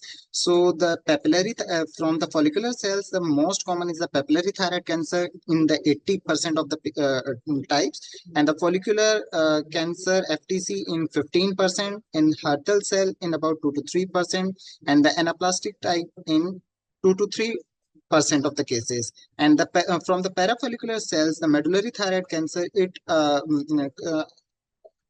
correspond to about 4 to 5% of the total thyroid malignancies. And another is the lymphoma, which constitute about 1 to 2% of the thyroid malignancy. So the next slide about the mutations which we found in the thyroid cancer. So the follicular cells, they can have a mutation either in the RAS, PAX8 or PPR gamma, PIK3 and PTN type, which lead to the this follicular thyroid cancer, or they can have the mutations in the BRAF, RET PTC and TRK, and that lead to the papillary thyroid cancer. So along with these mutations, if we have the tumor suppressor gene mutation, that is P53 third mutation, these higher mutations, that can lead to the poorly differentiated thyroid cancer or the anaplastic thyroid cancer. In anaplastic thyroid cancer, along with P53 third, these mutations, we have even the immune cell infiltration, and there are the epigenetic alterations. So these mutations, how they means the thyroid cancer from a differentiated type, it become de-differentiated type. And because of this differentiation, it lose its radioactive iodine avidity. And with losing it, it also there is an immune cells infiltration, and the body immune response also decreases against the tumor. So this MAP kinase pathway alterations in the differentiated thyroid cancer, so we have outside cell membrane that have the RET receptors or the tyrosine kinase receptors. In the cellular receptors, we have RAS, BRAF, and the MEEK receptors and ERK receptors. So in the papillary thyroid cancer, the most common mutation is in the BRAF type, and the other side, the follicular thyroid cancers have the most common mutation in the RAS type receptors. Unfortunately, we do not have a targeted therapy for this RAS type receptor, but we have the therapies for this RET inhibitors, RET receptor, this tyrosine kinase receptors, the BRAF receptors, and the MEEK receptors. So these MAC inhibitors have a multiple applications for the treatment. One thing, they are helping in the decreasing the size of the tumor. The second thing, they are restoring the radioiodine uptake, because from the de-differentiated, the tumor get re-differentiated, and it again start uptaking the thyroid, radioactive thyroid. And along with this re-differentiation, the immune system also get activated, and the tumor, our body immune response towards the tumor improve. So classically, for a primary tumor, after thyroidectomy, we give adjuvant radioiodine therapy and TSH suppression. In a recurrent or metastatic disease, we have an option of radioactive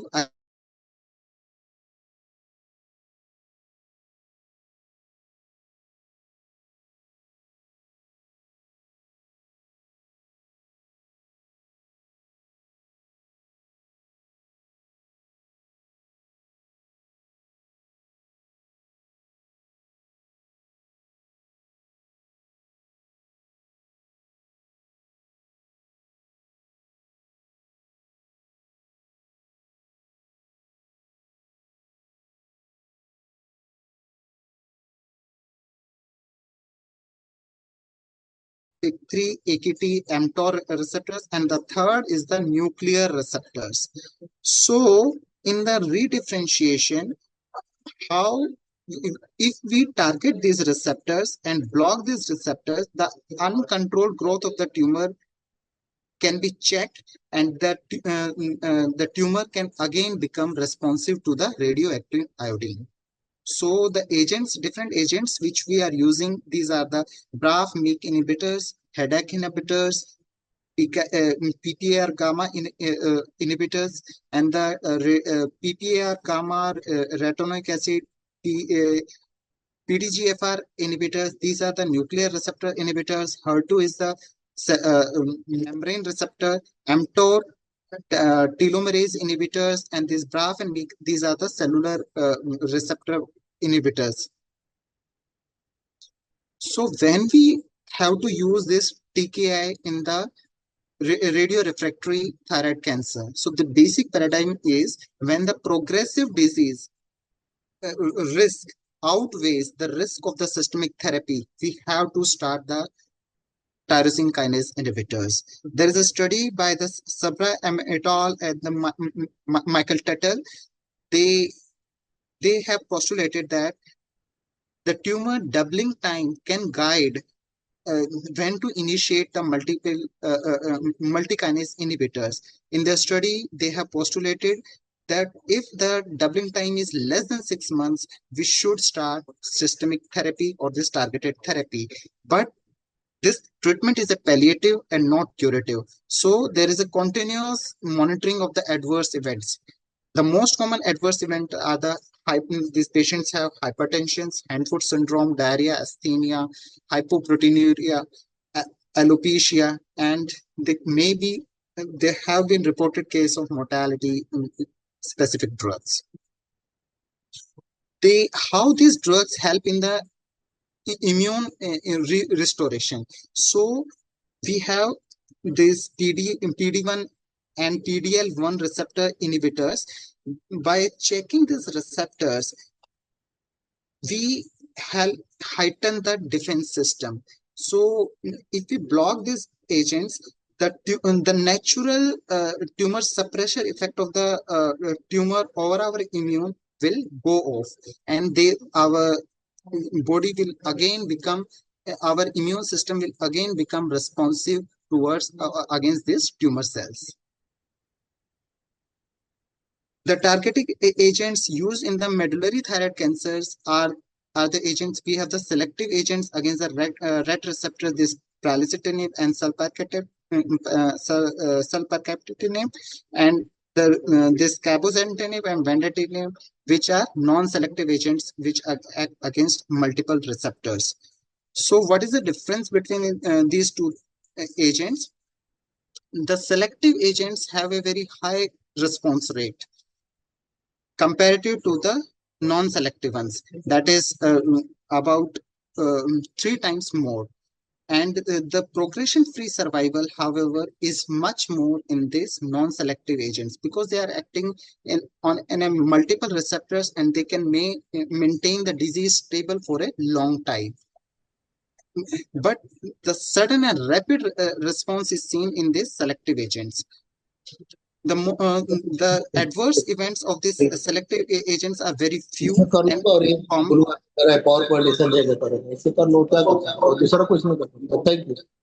May I continue? Hello?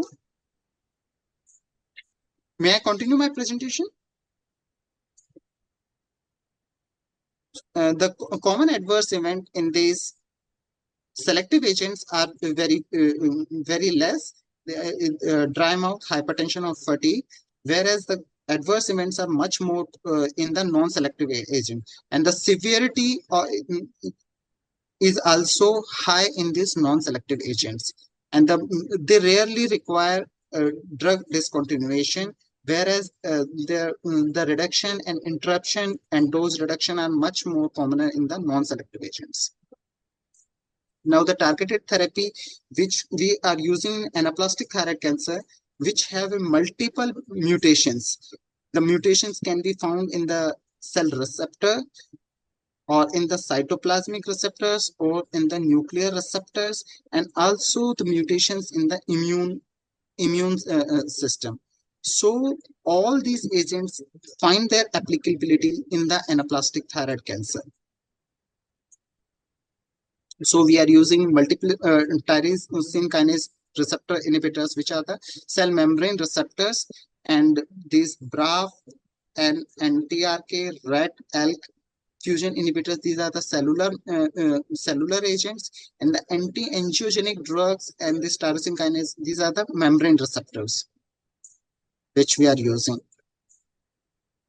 And other things are the cell cycle check inhibitors, vascular disrupting agents, and mTOR inhibitors, which are used in the anaplastic thyroid cancer.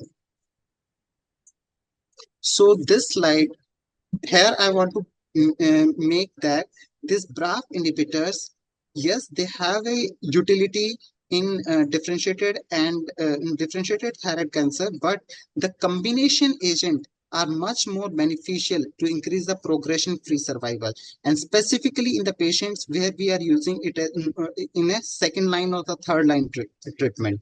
So here, this treatment is used second line or third line. There, it has increased the progression-free survival much more in the combination where we are using the drug combination. So in the differentiated thyroid cancer. And another important point in the comparing anaplastic thyroid cancer with the differentiated thyroid cancer, that the combination agent has much more response in the anaplastic thyroid cancer compared to the differentiated thyroid cancer. So now we have come to know that there is a benefit. There are targets against which we have drugs.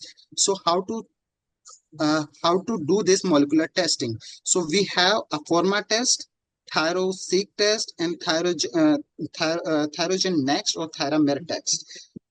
In the Afirma test, we are using the transcriptome, basically the miRNA segment, to differentiate between the tumors. In the thyro-seq sequence, we are using DNA and RNA sequencing to differentiate. And in the third one, we are using combination of both. So with this trend, all these tests have high specificity, that is the ruling out capacity, but the sensitivity of Afirma is much less compared to the thyrogen. So thyrogen is much more better in ruling in, and thyro-seq found a in between place. It has both ruling in and ruling out efficiency. So now the contraindication of the targeted therapy. There are absolute and the relative contraindications. In the tyrosine kinase inhibitors, only the pregnancy is the absolute contraindications. The relative ones are the hypertension, uncontrolled hypertension, interstitial lung disease, and long QT syndrome. These immunotherapies, they are absolutely contraindicated in the patients where we cannot communicate in the pregnancy, and there are uncontrolled disease, unstable asthma is there, children less than 2 years, or elderly people more than 65 years, or having concomitant lymphoid malignancy, or where the immunodeficiency, the patient, AIDS patient, or consecutive immunodecline, there is a certain decrease in the immune decline in the immunodeficiency syndromes. And their relative contraindicating cardiovascular disease treated with beta blockers, SSRIs, MAO inhibitors, and where we are using other immunosuppressive drugs. These RET inhibitors do not have any absolute contraindications, but they have relative contraindications of anemia, thrombocytopenia, neutropenia, uncontrolled diabetes, high increased triglyceride or cholesterol or hypertension. Anti-angiogenic agents, these I have absolute contraindication where the kidney creatinine clearance is less than 30, but 30 to 60, that is relative contraindication. Also hypertension, hypokalemia, this QT prolongation, or heart failure, stroke, gangrene, or interstitial lung disease. All these are the relative contraindication because they require monitoring, and if the patient is stable, we can continue these agents. In ALK fusion or inhibitors, if the QT prolongation is more than 500 milliseconds, then it is absolutely contraindicated. Otherwise, there is no absolute contraindication. mTOR inhibitors, systemic fungal infection, or taking anti-seizure drugs, they are contraindicated. But however, there it has only the relative contraindications. Same are for the anti-RK, EGFR, CDK4, BRAF, and MEK inhibitors. There are no absolute contraindication for them. The relative contraindication might they have hypersensitivity and other side effects. Now, seeing the adverse effects of, from these targeted drugs, we find this sorafenib. The most common is the hand-foot syndrome, where there is a skin peeling and all these things. We use emoliating agents and the agents which prevent the skin drying. In the lenvatinib, the most common side effect is a hypertension, and we have to monitor the patient for hypertension and also for the proteinuria. In vendatinib group, the most common side effect is diarrhea, and same in the cabozantinib, and they might require sometime drug decrease or drug stoppage for a temporary time. And in the larotrectinib, we have much more side effects related to the liver function derangement in the larotrectinib, pralsetinib, and sulfatinib, and they might require sometime a short period interference in the drug. So here we're discussing how the mechanism why these agents, all these agents do hypertension. So there is a mismatch in the blood in the constrictor and the relaxant groups. So lower NOS synthesis, nitric oxide synthesis in the blood vessels, and increase endothelin-1 and decrease prostaglandins. These are the side effects of this vascular endothelial growth factor receptor because of using these VEGF inhibitors. So because using these agents, their capillary rarefy, they become less in number and also decrease in size. And in the kidney, the glomerular function decreases and the mean blood pressure elevates.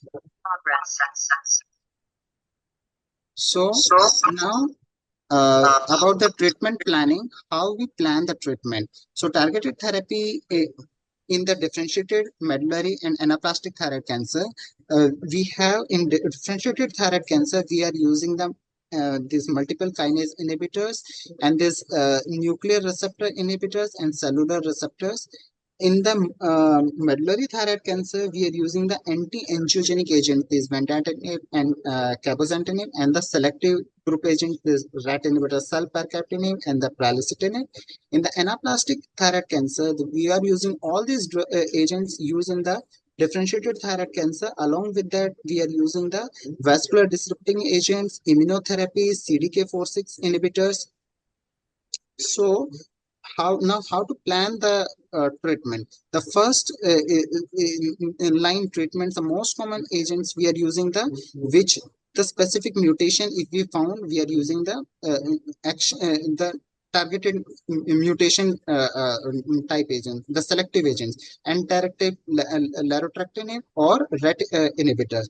The first line treatment, this is the pre-first line, and the first line are these are the lenvatinib and sorafenib, which have a multiple tyrosine kinase receptor inhibitors, and they have a multiple effect on the receptor. Second to them comes the cabozantinib, and next in line is the BRAF inhibitors, this dabrafenib and vemurafenib, and the next in line is the immunotherapy, the pembrolizumab. So now the treatment monitoring, we give these agents daily. These are taken as oral drugs, but the patient require blood profile monitoring every weekly. And in this imaging here, we are seeing the tumor response that is done the 3 monthly. And this ECG and urine analysis, they are done initially weekly, but later on we can do it in monthly or 3 monthly. And now, if the patient has hypertension because of these agents, so how we will be treating? We will be using initially this ACE inhibitors and this nicardipine. If that is not controlled, then the patient should consult a cardiologist. And these are the other drugs which can have a interaction with these drugs has been listed in this table.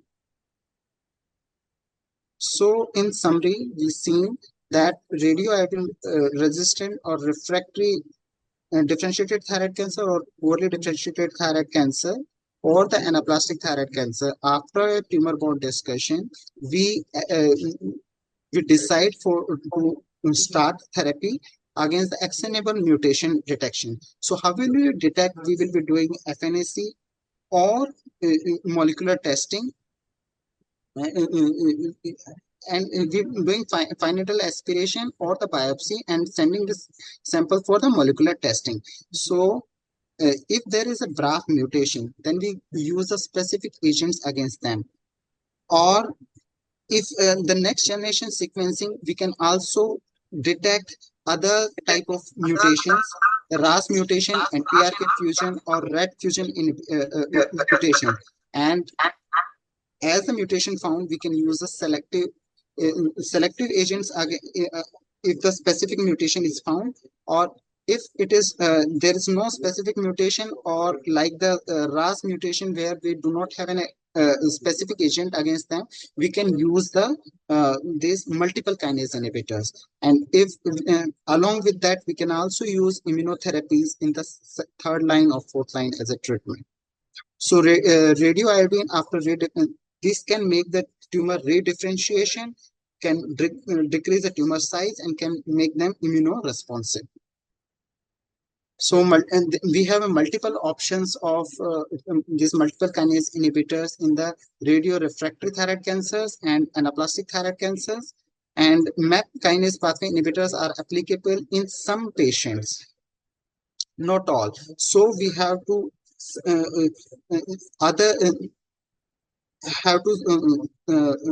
find the actionable drugs against the other mutations which are there and against which we are not having targeted therapy. And this we've seen that they decrease the tumor size, redifferentiation, and immune restoration, and still we need new and effective targeted options. Thank you so much. Thank you, Dr. Upandar, for the excellent presentation. So, any question from the audience side?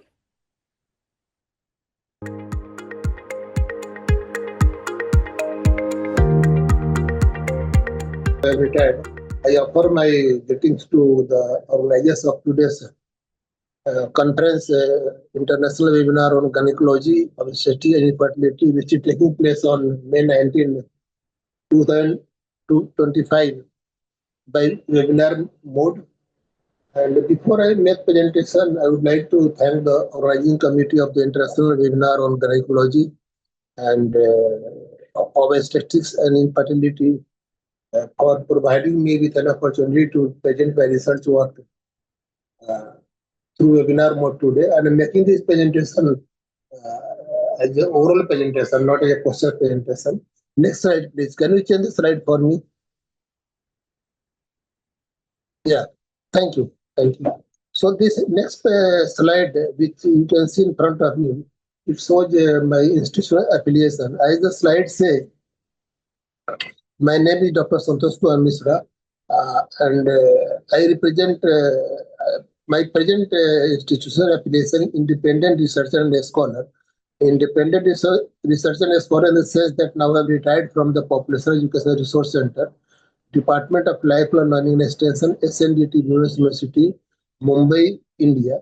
So I worked with this SNDT University for around 30 years. Now I've retired, and below that you can find my physical address as well as my mobile number as well as email address. So I think I'm getting 20 minutes time, correct? So I must complete my presentation. Right now, my local time is, I can see my watch,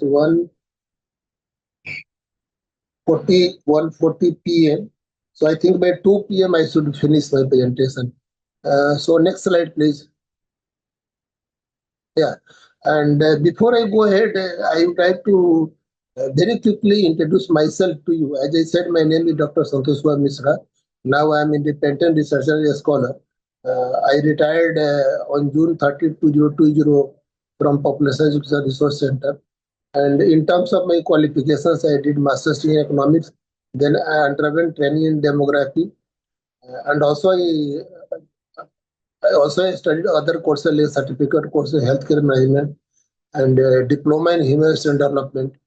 And in terms of my research interest of areas, my research area of interest include demography, sustainable development, gender issues, adolescent sexual reproductive health of adolescent boys and girls. And I have a special interest on sexual reproductive health of women, and including gender issues, and I'm also interested in studying the strategy through which we can empower women so that they can have better life at the later stages. And I have a special interest in gender issues because the university where I worked for around 32 years, it's a SNDT Women's University. SNDT is short form. SNDT stands for Significant Nathebe Damodar Thakursi Women's University. This university is located at in Mumbai city of Maharashtra state in India. In India, we call it a state. In other countries like United States of America and Canada, they call it province. So it is Maharashtra is the province or state in where this Mumbai is located. And also I underwent training in demography and did my PhD from Patna University. And in terms of my other academic activities, I have authored books, chapters, journal articles. Also, I have served as a reviewer for international journals. I have also served as a evaluation panel member and a speaker for several international conferences, including me serving as an organizing committee member for several international organizations. Anyway, this is a brief about me, and also I have written various chapters and book chapters. So, in case you want to know more about my biography, the type of work I've involved, you need to just type my name in the Google browser. Just type Dr. Santosh Kumar Misra, SNDT, Women's University, Mumbai, India, and just you can find a lot of websites where my detailed biography is given. So with this brief introduction, I move on to next slide because I must focus, devote more time on my presentation. Yes, and as I said in the beginning, I'm just having a look because I'm not having laptop. I'm unable to get connected to this today's webinar through this laptop due to some technical issue. So today I am making two presentations by webinar mode. The title of first presentation is Contributing Factors for Sexual Dysfunction Among Women, and second presentation is Consequences of Smoking Among Women and Fertility. So in this particular presentation which I'm making before you, its title is Contributing Factors for Sexual Dysfunction Among Women. So in my presentation, I will be talking about what are the reasons which are responsible for sexual dysfunction. Sexual dysfunction in the sense that when men and women, boys and girls, they get engaged into sexual act and they do not get full sexual enjoyment. The type of enjoyment they want, either it is through oral sex or it is through vaginal sex or through anal sex. So what are the reasons women, I'm talking about when the sexual act takes place, so both men and women, boys and girls are involved. But in my work, I'm focusing on women. And what are the reasons why women do not get sexual enjoyment from the sexual act when they get involved with their sexual partners. So this is a brief introduction. So with this introduction now, I very quickly tell you about the importance and significance of my work.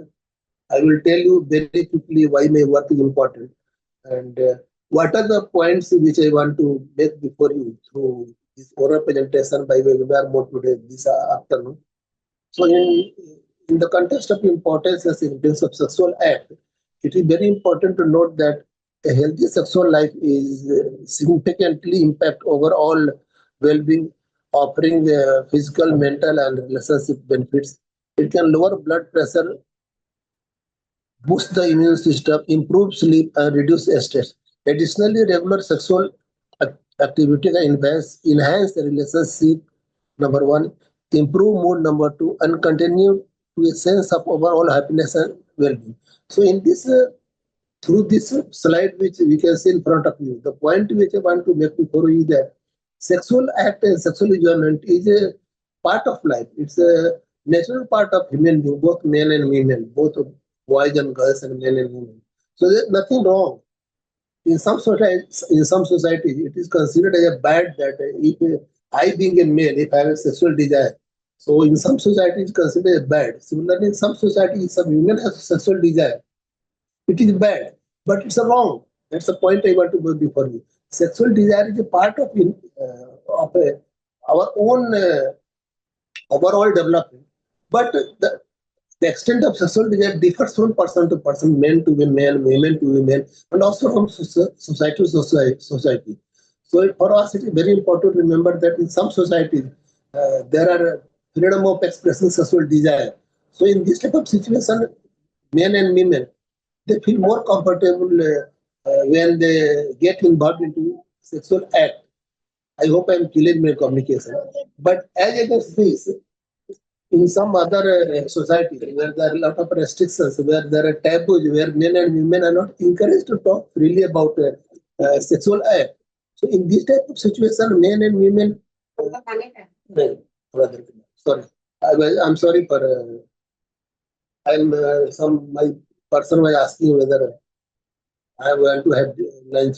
I said, because I'm making the understand before you. So in the type of society where there are a lot of taboos, where sexual talking about sexual pleasure and using the words like vagina, penis, and breast, which is part of human. It's a part of human development.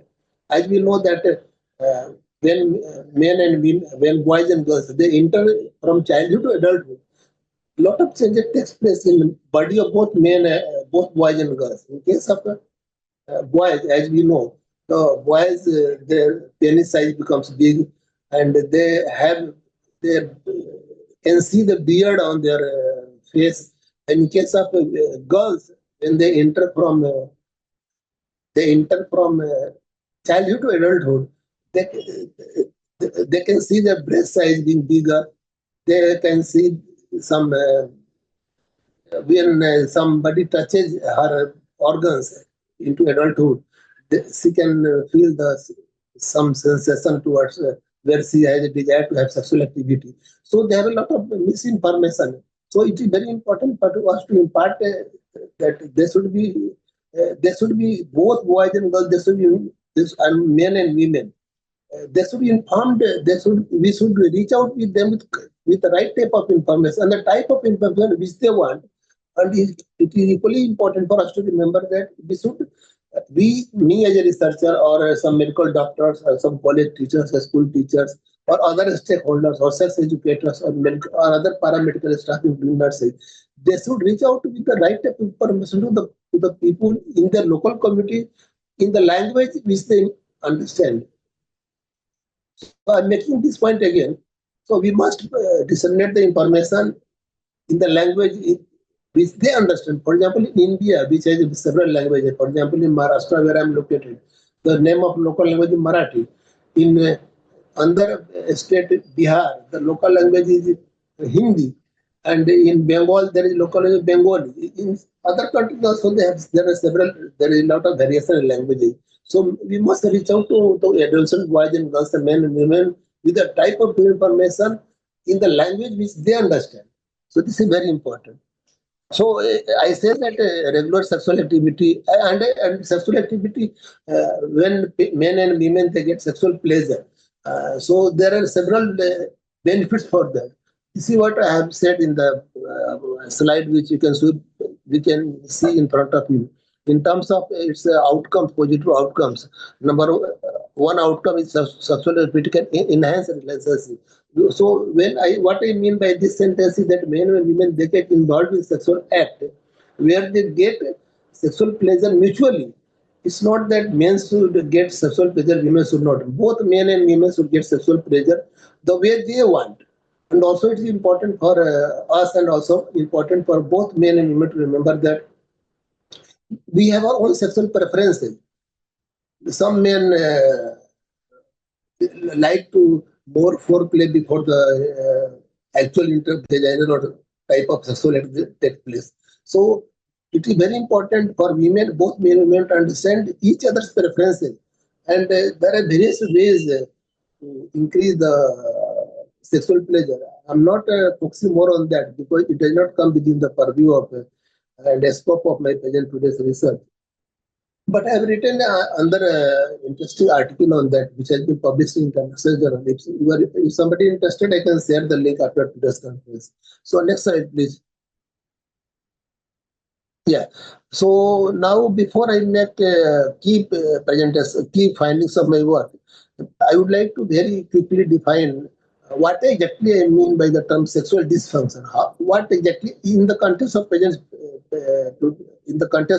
presentation, which I'm making before you. So sexual dysfunction includes any issue that interferes with a person's ability to experience sexual satisfaction or engage in sexual activity. It can affect individuals of any age and gender and may arise from physical, psychological, and relationship factors. So what I mean from this sentence is that when men and women, they try to get involved in sexual activity, wherein they expect to get maximum sexual pleasure, type of sexual pleasure they want.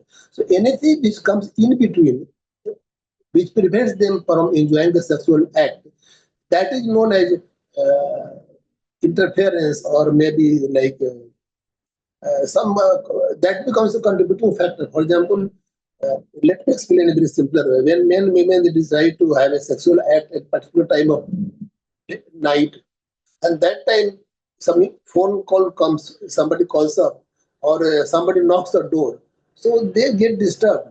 So it is very important for both women, and in my presentation I'm focusing more on women, but since sexual activity takes place both between men and women, so it is very important for both men and women to plan that or choose a time zone they are comfortable with. So they must know that this is the right time when no phone call is expected or nobody is expected to visit the house, and there is no important work pending. Or the male or female, both, if they are working, they do not have to send an important email, or they do not are expecting important mail.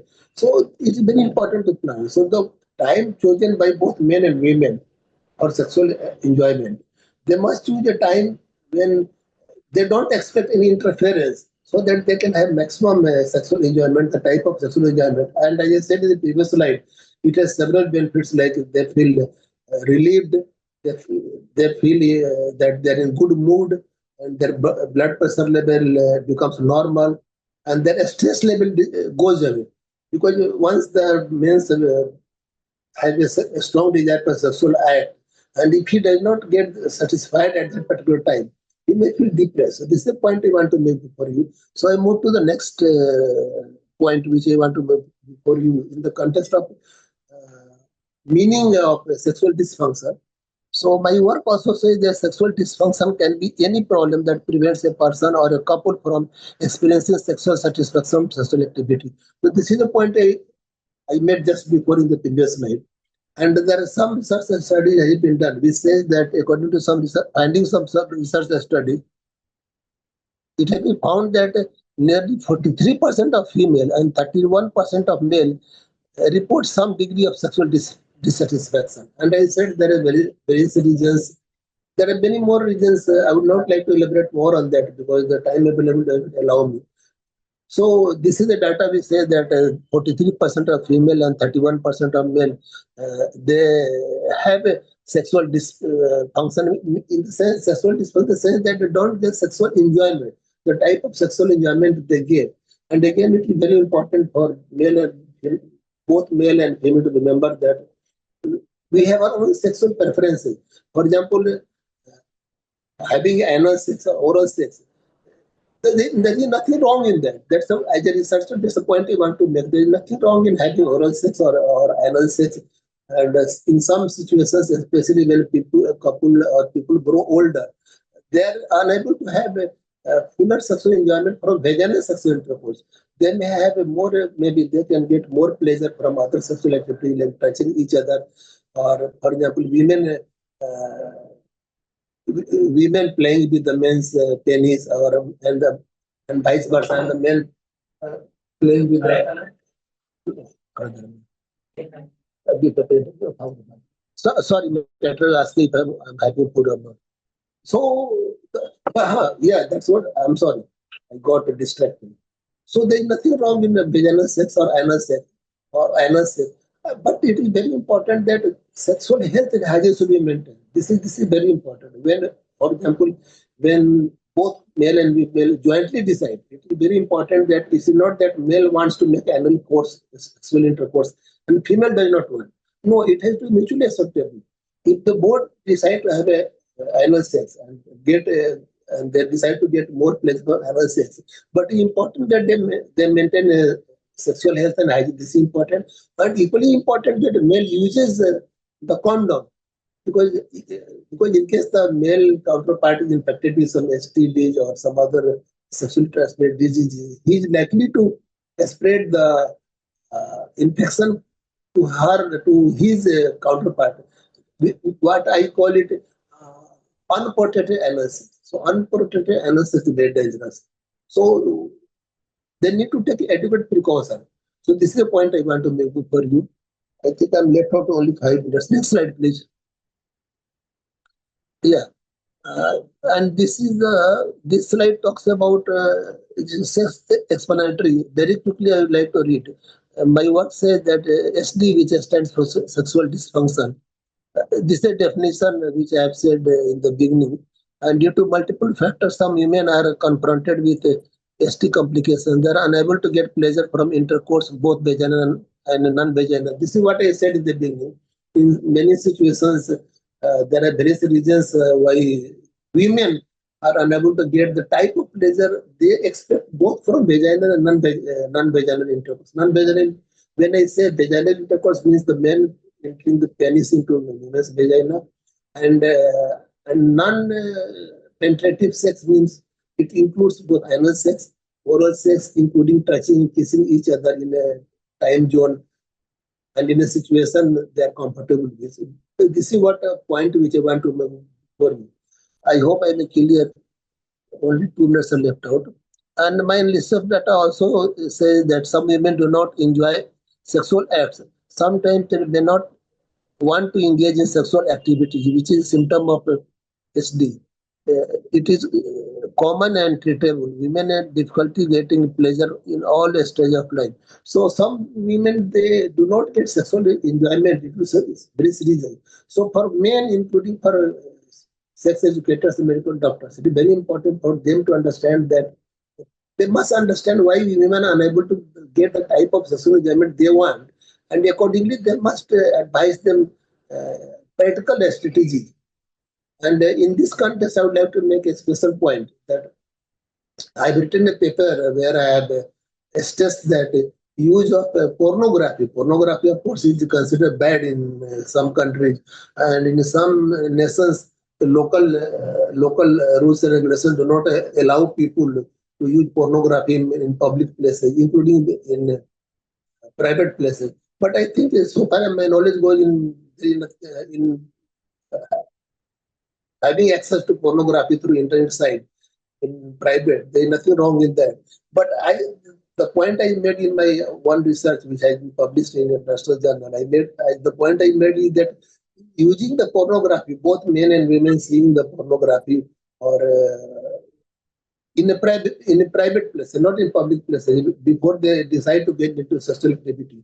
So the use of pornography, or they view pornography to increase their sexual activity, only to increase the sexual activity, not with any other intention. And they seeing the pornography only in private, when children, there is nobody around, children are not around, nobody around.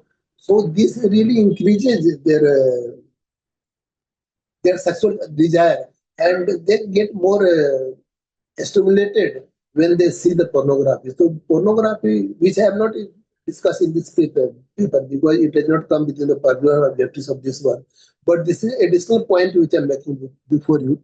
And as I said, and we know that there are several stages of sexual activity. I think only 2 minutes are left out with me. One is excitement, to organism and resolution. As we know that before the actual sexual intercourse takes place, there is a phase which is known as foreplay, where both men and women play with each other's body. They try to stimulate each other so that they can get a maximum satisfaction. So they decide the type of sexual act they want, whether the women wants her vagina to be sucked or her breast to be sucked, or they both like kissing each other. I'm talking, I'm telling, using all these words only from a research point of view, not from other wrong intentions. So using these words from scientific, nothing wrong in that. So this is a point I want to make for you. So these are the important points I want to make before you. Next slide, please. Next slide, please. Yes. And here also, as I said, that sexual satisfaction when both men and women get the type of satisfaction they get, they feel relieved, their blood pressure becomes normal, and they feel that they're in a good mood. And also, they're in, apart from physical health, they also remain in mental health. That's the point I made in this point. And there are various reasons why men and women they do not get aroused. So it is very important that both women and women understand each other. And in case they are unable to get the type of satisfaction they want from the sexual act, they can always, that's the point I want to get before you, they can always get in touch with the sex educators or medical doctors or nurses or community health workers they're comfortable with. And community health workers and sex educators, they must encourage men and women to open up, because in some societies, men and women, they're not encouraged to express the difficulties which they face in enjoying the sexual act.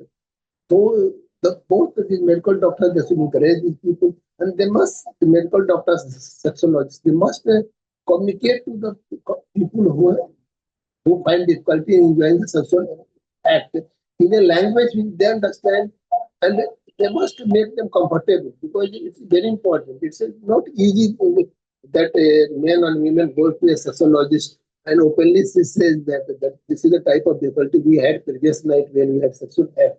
So it takes time for both men and women, especially women, for them to come up. They will not feel comfortable. So in the first sitting, she may not feel comfortable to raise the type of questions which she has. So there has to be comfort zone, and communication is very important. Understand both men and women understanding each other. And since my work focuses on women, so women must remember that they must understand the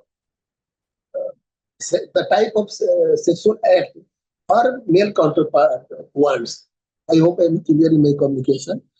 And the most important is to remember that satisfying pleasure from sex involves women's body, mind, health, beliefs, feelings towards their partner. In addition, sexual abuse during childhood also results in STD among women when they enter adulthood. So in my previous presentation, I told you about the contributing factors which are the factors which prevent women from enjoying the type of sexual enjoyment they want. I told you about the privacy, about the time zone, about the taboo. There are some societies where men and women are not encouraged to talk freely about sexual act. But sex education is very important, and I am happy to share.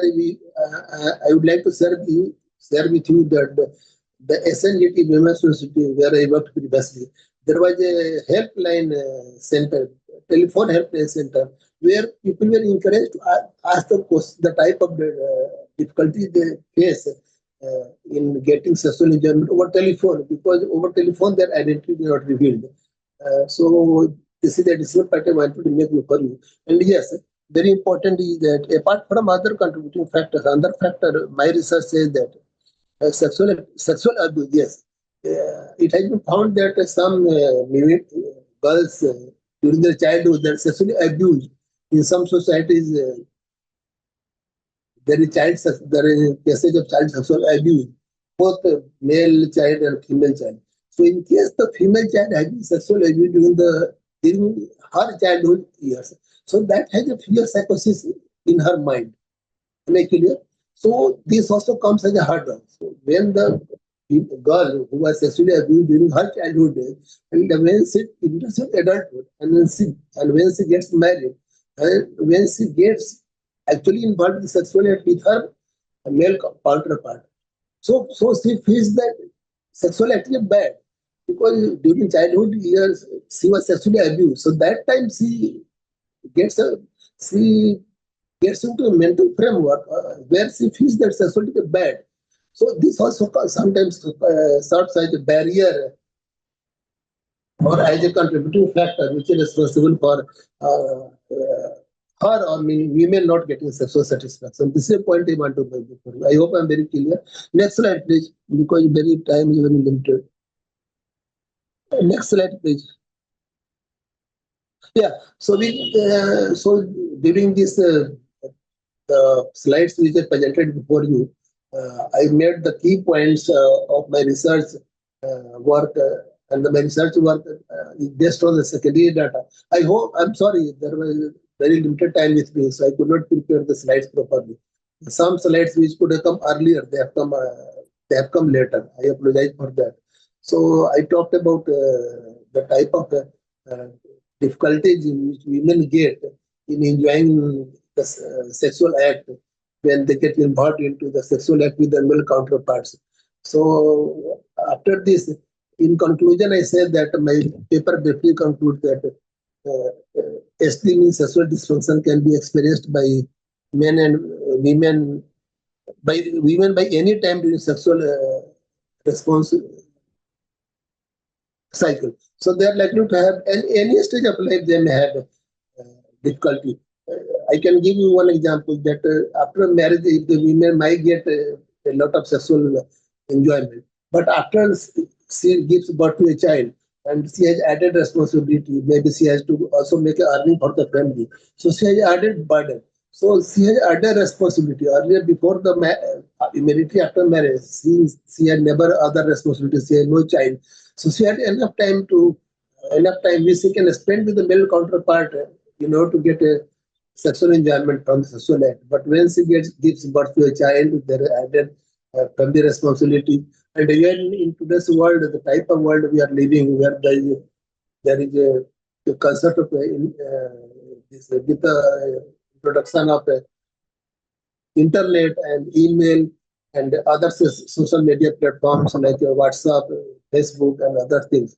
So these social media platforms also sometimes serve as a barrier. Most of the people spend time on doing their work, including making purchases through online. So people have to spend a lot of time and making transaction and communicating through online systems. It has its own difficulties and own technical issues. We all know that sometimes internet may work, may not work. So that's the point I want for you. But it is very important to us to remember that that's what I want to make, that even if women have difficulty in getting sexual enjoyment, but it's possible to treat. It's not possible. So they should not get disappointed. And doctors and paramedical staff, including sociologists and social educators, must inform the women through verbal and non-verbal communication, including through print media, maybe schools and colleges at level also some sort of sex education can be imparted, where both men and women can be given with the right type of information so that they do not get the wrong information. So we must remember that a lot of information on sexual act and all this is available on Google site and internet sites. They are unscientific. So and another point I want to make before you, that we are living in the world of misinformation. Most of the information which is available on the website is absolutely unscientific. So these are some boys and girls, they do not understand this, and all the information available on this video, but I do not, I'm unable to get the correct word.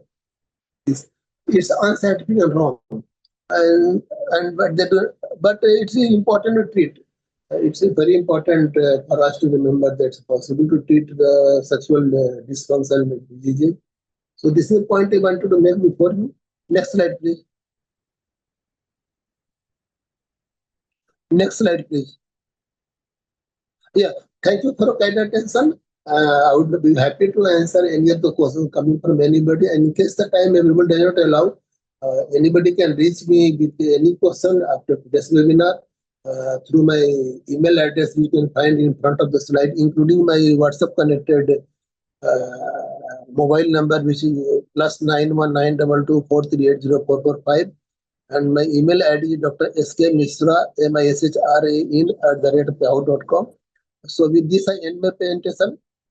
Thank you for kind attention, and thank you once again the organizing committee of today's webinar for providing me with an opportunity to present my research work.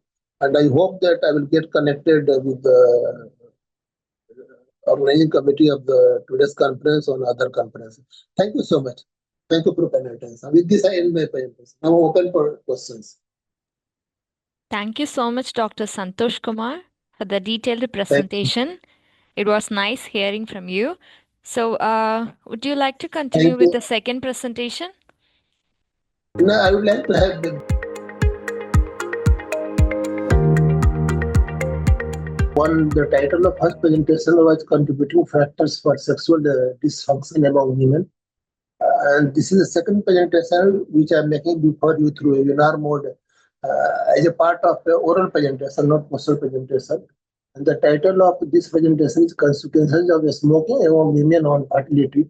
So as the title suggests, in my presentation, I will be talking about the type of adverse consequences smoking habit has among women in the context of their fertility. So in the first presentation, I have already talked about myself, who I am, what is my qualifications, where I worked, what are my work experiences, the type of qualifications which I have, and the type of my area of research interest, including the type of academic activities I'm involved with, like I have been involved as a author for journals in both national and international journals, writing manuscripts, research manuscripts for national and international journals, including contribution to e-discussions. Till that, I have contributed to around 245 e-discussions, electronic discussion debates, which are organized by various international organizations, including Food and Agriculture Organization of the United Nations, FAO. So I have a long association with the Food and Agriculture Organization of the United Nations, and Food and Agriculture Organization has its headquarters in Rome, in Italy. So I've continued, and also I've served as a speaker for various national and international conferences.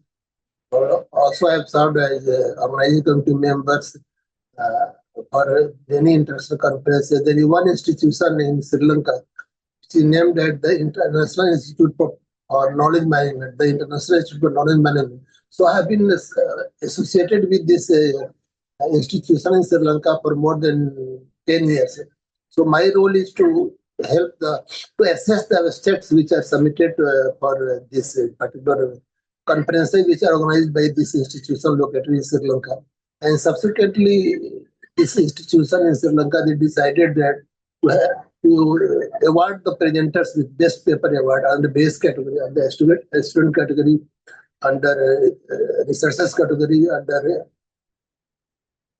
and according to on the various sub-themes. And this organization in the Sri Lanka organizes every year, they organize international conferences on public health. And this public health, including sometimes the focus area is maternal health, child health, or infectious disease, or STD/AIDS. So my role is to assess the papers which are submitted on base category, and to assess the submission, and to decide which presenter or author can be awarded with the best paper. So this is another role which I have been playing. Plus, I have traveled to various countries to present the research work with travel scholarship. I have traveled to Pakistan. I have traveled to, I'm just trying to remember, Tajikistan, yes, Ireland, Vietnam, Turkey, Poland. So I've traveled to various countries to present my research work with travel scholarship. So I would not like to repeat because it will be waste of time. I've already spoke about myself and I have already introduced but I would like to correct organizers that when I was introduced as a one who is associated with the Population Resource Center, Department of Lifelong Learning and Extension, SNDT Women's University. But now I have retired from the university. I am no more associated. So now I am working, I'm making presentation before you in my individual capacity, independent researcher who is retired from the university. So I just would like to correct the organizers that I am no more associated with this SNDT university. And as per the university rules, they do not allow us they do not allow me to write my affiliation as somebody who is working with the university. I can always write that I have retired from the SNDT university. So this is the additional point which I wanted to make before you. So now I am getting 20 minutes time. I am having a look at my watch. It is 2:30, so I think I have 20 minutes time with me to make my presentation. So straightway I come to the focal point of my work.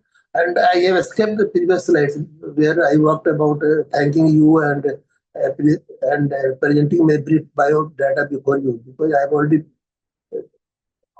covered all these things in the previous presentation. So it will be repetition and waste of time. So it is better I use the time allotted to me to present the key findings of my work. So in terms of title of my presentation is Consequences of Smoking Among Women on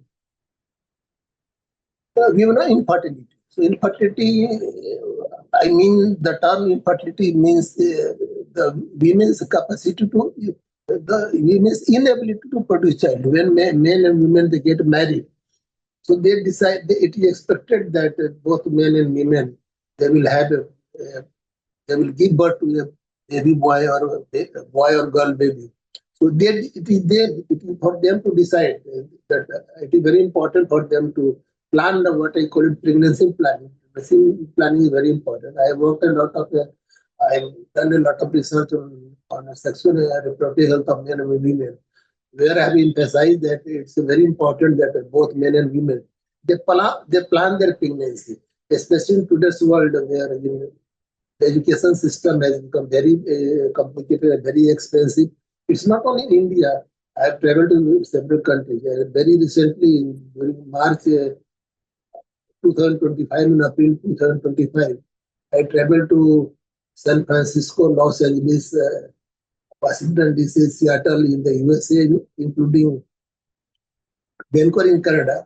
So my purpose travel to USA and Canada was one purpose was that this year I served as a judge, and my role as a judge was to assess all the submissions which were submitted to this award-winning for the award. It is known as 2025. I'm sorry, there is some noise around. 2025 Edison Awards, EDIAS Edison Awards. So there is one institution in USA which has institutionalized this award, which every year they award, they give certification award to the best work done in the field of sustainable development, in the field of rural development, in the field of women's development, in the field of sustainable climate change. And climate change and sustainable development, these are issues of current concern. And all countries, as we know that all countries of the earth, they are impacted by the consequences resulting from damage to the environment. So this is, and climate emergency is one of the issues which all countries need to emphasize. And you must remember that that's a point I made at a conference where I presented a paper on importance of preserving the planet from further destruction and the importance of having a green environment. And this presentation I made at a conference which was organized in the year March 2023 from China. So in that presentation, I made a point that it is very important for us to remember that there is a green planet where there is sustainable development, and we all need to respect the mother nature and their depleting resources. But it is not the responsibility of the government alone. That's the point I want to make before you, that it is a collective responsibility, including me. When I am talking about climate change or even about health, so it is, I also have an important role to play. But anyway, so focus more on that, because that is not the focal point of my research. So in my research, I'm talking about consequences of smoking among men and women. Yeah, the point I was making for you that I served as a judge. So I was invited for me being facilitated for serving as a judge. And another objective of my travel to USA, Canada was to get more input on I'm working on a new research vision, which I call it, I will speak slow that you will understand. I'm working on a research vision, which I have designed, which I call it encouraging people to live medicine-free life with zero cost. I repeat again, encouraging people to live a medicine-free life with zero cost. So this is important mission which I have undertaken, and there are various people who are helping me in this important work of health. And I'm not a medical doctor, but I have done a lot of course. I've done a certificate course, healthcare organization, certificate course on hospital healthcare management, and also I have written a lot of research papers published in journal and national and international journals on health issues, including sexual reproductive health of women. I have also written a paper on consequences of unprotected anal sex, including the maternal and child health care, the type of precaution which parents should take, including the health and paramedical staff, including community health workers need to take, and what role they can play to educate the parents. So I have a special interest in health issue. So I was in the USA, I was trying to get more input on how I can implement my vision of research vision, which I call it encouraging people to medicine-free life with zero cost. So I had a lot of debate with stakeholders. Everybody, people from Sri Lanka, my colleagues from Singapore, my colleagues from Sweden, Switzerland, Germany, Vietnam, Sri Lanka, Kuwait. So these are some of, including, yes, I forgot two names, Ukraine and Russian Federation. So I have network of people, network with all these people from all these countries. In the year 2023, I traveled to Dubai, where I was invited to present my research work on breast cancer. So during that conference in Dubai, I had interaction with somebody named Yulia, she's from Russian Federation. So, and also I traveled to Poland. That time I had interaction with some women named Yulia, not Yulia, sorry, Olena from Ukraine. Now, and even I've traveled to Ukraine, but that happened many years back when things were normal. There was no war between Russian Federation and Ukraine. So everybody said that this vision of where we can encourage people to live a medicine-free life with zero cost is good. But how to implement this vision, that's very important. So I'm trying to get more and more inputs from many people on how to implement this vision. So I think I should not talk more on that.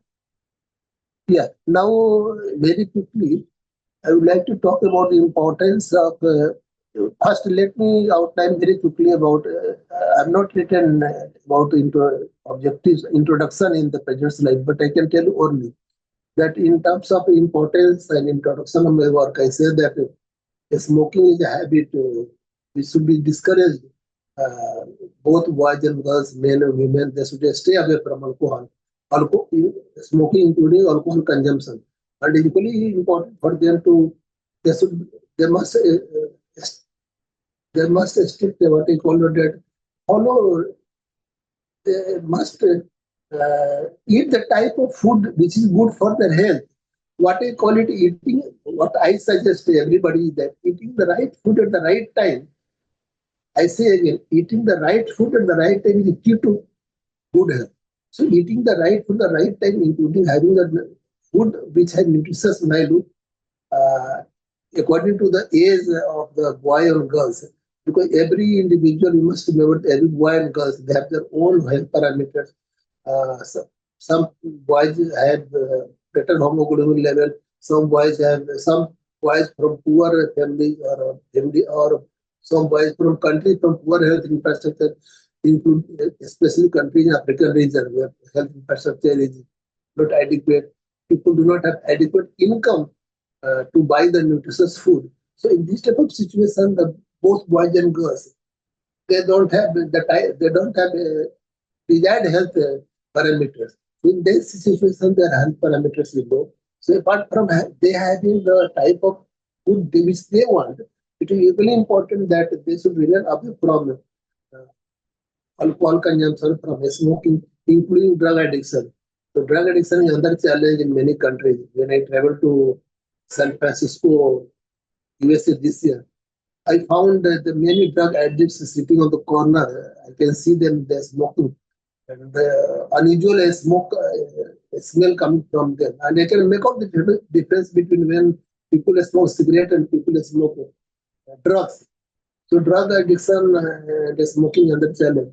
And I would like to share one personal experience with you that when I traveled to Vancouver this year in the month of March, I could see even the girls openly smoking on the public streets. In India also, it's not girls are not encouraged. Even girls do not smoke either in public place or privately.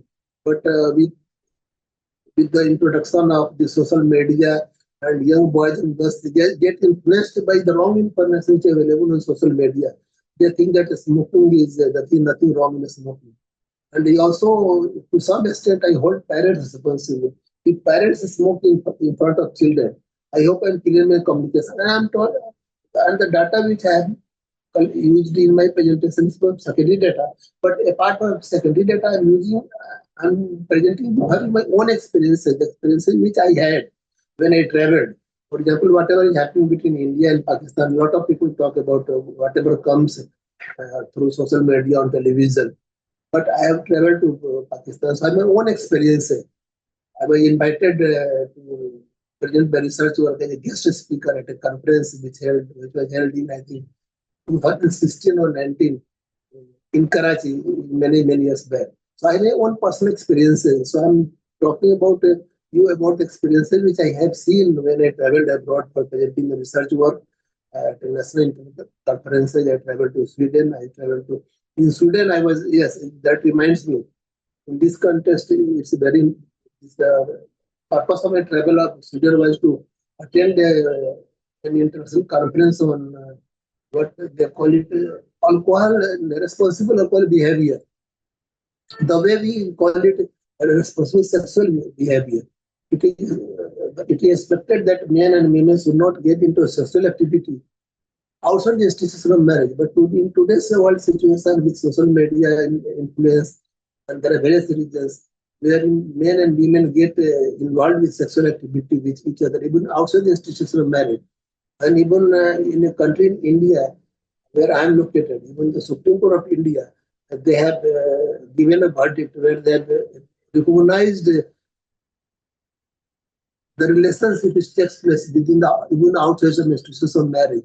And India, they call it not extramarital, they call it extramarital, not extramarital. Yeah, living relations, I remember. They call it living relations, meaning boys and girls living together without marriage, outside institutions of marriage. Now this is recognized in India. So they can have sexual act, but it is very important for them to remember that they must take adequate precaution. I think I should not deviate from this thing. Now I have told you about the importance of my work that smoking is bad for health, and the women they should remain away, and it is role of the parents also. They should discourage women, boys and girls from smoking, and parents also they should not smoke in front of the children. Even parents should not smoke. If they are smoking, they should not smoke. This is the point I make everywhere international conferences, and I'm very what I should say, and I'm very firm in saying that what children learn, what they see the things around. If I being a parent, I being a father, if I'm consuming alcohol in front of my son or daughter, then she will think that nothing wrong.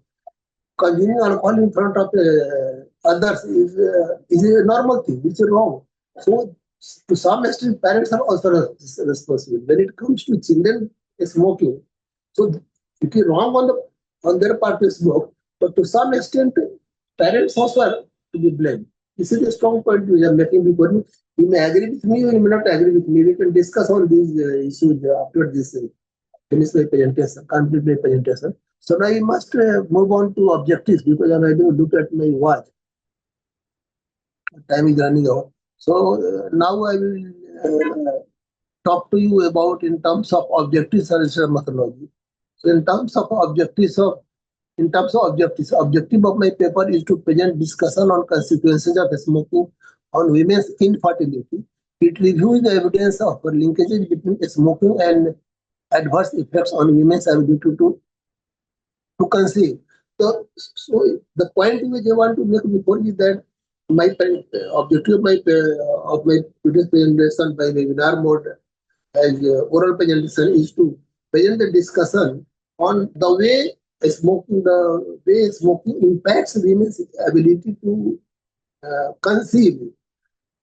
So those women, the point which I want to make is the women who smoke and they get frequency of smoking, there is different thing. Some women smoke 1 cigarette a day, some women smoke 2 cigarettes, some women are chain smokers.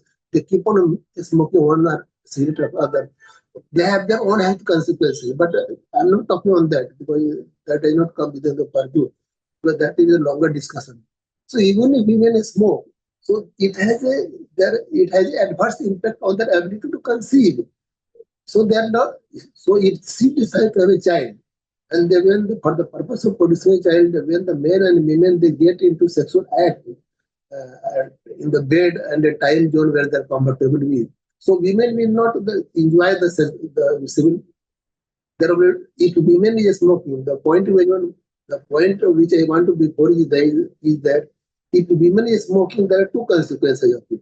One consequence is that she will not enjoy the type of sexual she will not enjoy the sexual act when she gets involved into sexual act with her male counterpart, number 1. And number 2, if they decide, she has decided to produce a child. If they have decided, both have decided for pregnancy plan, they decide that they will have a child, then she will be unable to produce. She will not be able to conceive.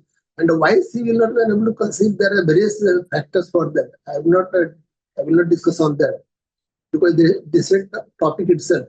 It will take a longer debate. But the point you want to make before is that if women smoke, they will be unable to conceive.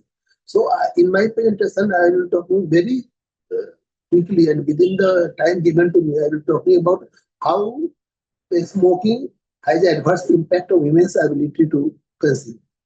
Yeah? And in terms of research methodology, I have used secondary data in my work. As I said in the beginning, apart from secondary data, I am sharing my own experiences with you. The experiences which I have when I travel both in India and abroad. And the data which I used in my work is descriptive in my nature. Descriptive in the sense that I have not used any figures or charts to present my work. I have to use the descriptive data, and the method of data is descriptive. Descriptive in the sense that I am not using a statistical or mathematical methods to analyze the data. So the data which I collected from secondary sources, including from my own experience, I have analyzed the data in a descriptive manner in view of the objectives laid down in my work. So next slide, please. Yes. So with the time which is available with me, allow me to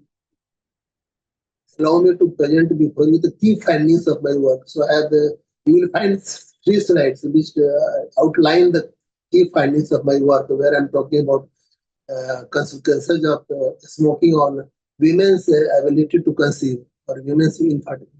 So my work says that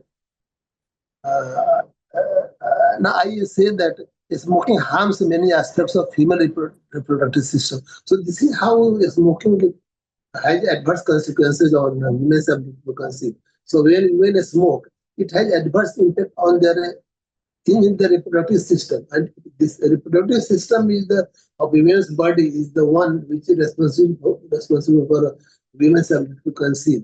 So the reproductive system gets negatively impacted when women smoke. This is the one point you want to make for you. And my work also says that toxin found from smoking accumulates in follicular fluid and ovary, resulting in a short menstrual cycle, negatively impacting number of healthy eggs in the ovary. So these are technical words which I use in the medical language. So women smoke, their ovaries and the reproductive system, which is responsible for conceive, for which is responsible. The ovaries where the egg is fertile, that gets negatively impacted, as a result of which women are unable to conceive. So this is the point I want to make before you. And under my research also said that it has been found that there is a substance known as nicotine. Nicotine, and this nicotine substance is found in cigarettes, which women smoke, including men smoke. And nicotine is also found in drugs, but the amount of nicotine is more in case of drugs. And nicotine also has an addictive substance. So addictive substance that when women start smoking, they're likely to get addicted. For example, in case of alcohol also, some people are not called alcoholic. So all people who consume alcohol, they are not called alcoholic. There are some people who take drugs, beer or brandy or some other alcoholic beverages, occasionally, not every day. So they are not called alcoholic, but there are some men and women who get used to alcohol. So they are called alcoholic. So similarly, there are some women, they get addicted to cigarette. And once they get addicted to cigarette, then they are likely to be more confronted with complications which are associated with their ability to conceive, including their reproductive system, including the ovary, which I said in the beginning. And my also work says that, so my work also says that dependence on this cigarette, which has the substance of nicotine, it has adverse consequences with the ovary, number one, including the reproductive system, number two. And these two ovaries and the reproductive system, they are the one which is connected with their ability to conceive the baby. The next slide, please. Next, so as a part of key findings, I think, my work also says that smoking can damage blood vessels. Yes, very important to remember that a smoking habit can damage blood vessels and restrict blood flow, and blood vessel walls over time thickens, and this situation can significantly reduce sexual arousal. Yes, so this is under. I said in the previous part of my presentation that the smoking pattern also has a negative impact on the sexual activity, including when women want to enjoy they want to experience the type of pleasure from sexual act, they will not enjoy. In case she is smoking, she is not likely to experience the type of pleasure which she expects from a smoking. This is the point which you want to make before you. I hope I am very clear. And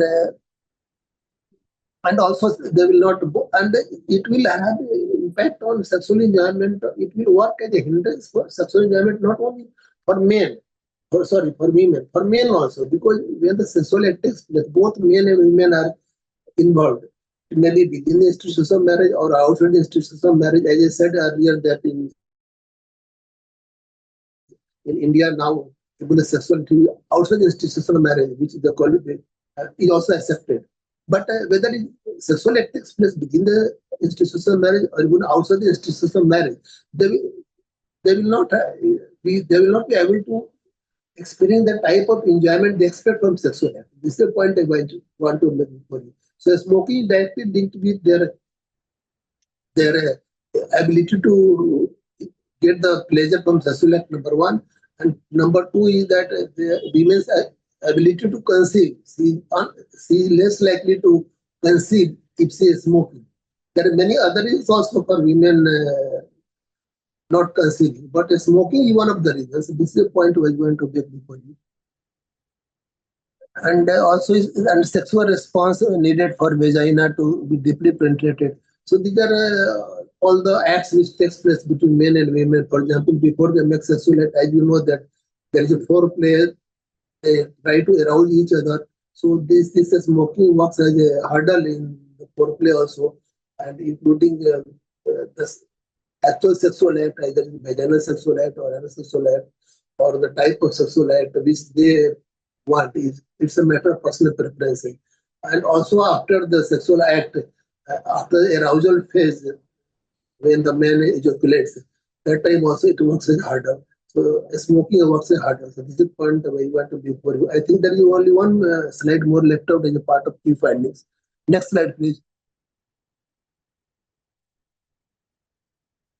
Yeah, I know. I'm sorry. So I've covered all my points, and my time is also up.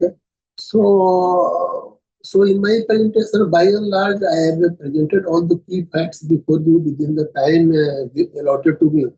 Because 20 minutes time allotted to me, and out of 20 minutes, 15 minutes for making presentation and 5 minutes for assigned for question and answer sessions. So within the 15 minutes time, I tried my level best to present the key facts before you. And as I said, the facts which I presented before you and the arguments which I made before you, argument in the sense that how a smoking had adverse impact on women's ability to conceive, number one, and women's ability to experience the type of enjoyment or pleasure she expects from sexual act. I told you, I presented all these facts before you. So my work concludes that smoking negatively affects hormone production. Yeah, this is another aspect to remember, that it's a hormone production which is responsible for women's ability to produce. This women's hormonal production also gets negatively impacted in situations wherein women smoke, and this situation makes it difficult. For women to conceive. So the argument which I am making for is that when women is smoking, in the situations wherein women are smoking, they are less likely to conceive. There are many other reasons for they are not their inability to conceive, but smoking is one of the reasons. This is another conclusion I want to give for you. And the last point, as a part of conclusion, I want to say is that in addition, smoking cigarettes both before and during pregnancy results in negative health consequences for unborn baby. So this is another point which my research says, that apart from smoking having negative impact on women's ability to conceive, including women's inability to experience the enjoyment, the type of pleasure which they experience from sexual act, is smoking habit among women. It also has a adverse impact on the newborn baby, which newborn baby which they are expecting after the conception. So these are the by and large points we wanted to make before you. I think time is up. And next slide, please.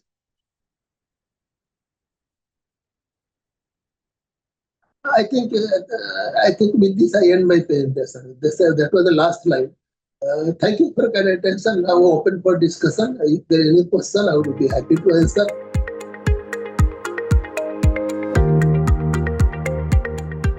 The speaker to give me opportunity to present my research, and also I have audit. Okay. So we will start our presentation, the predisposing factor and maternal outcome of rupture uterus among pregnant women at Bashair Teaching Hospital, Sudan, 2022.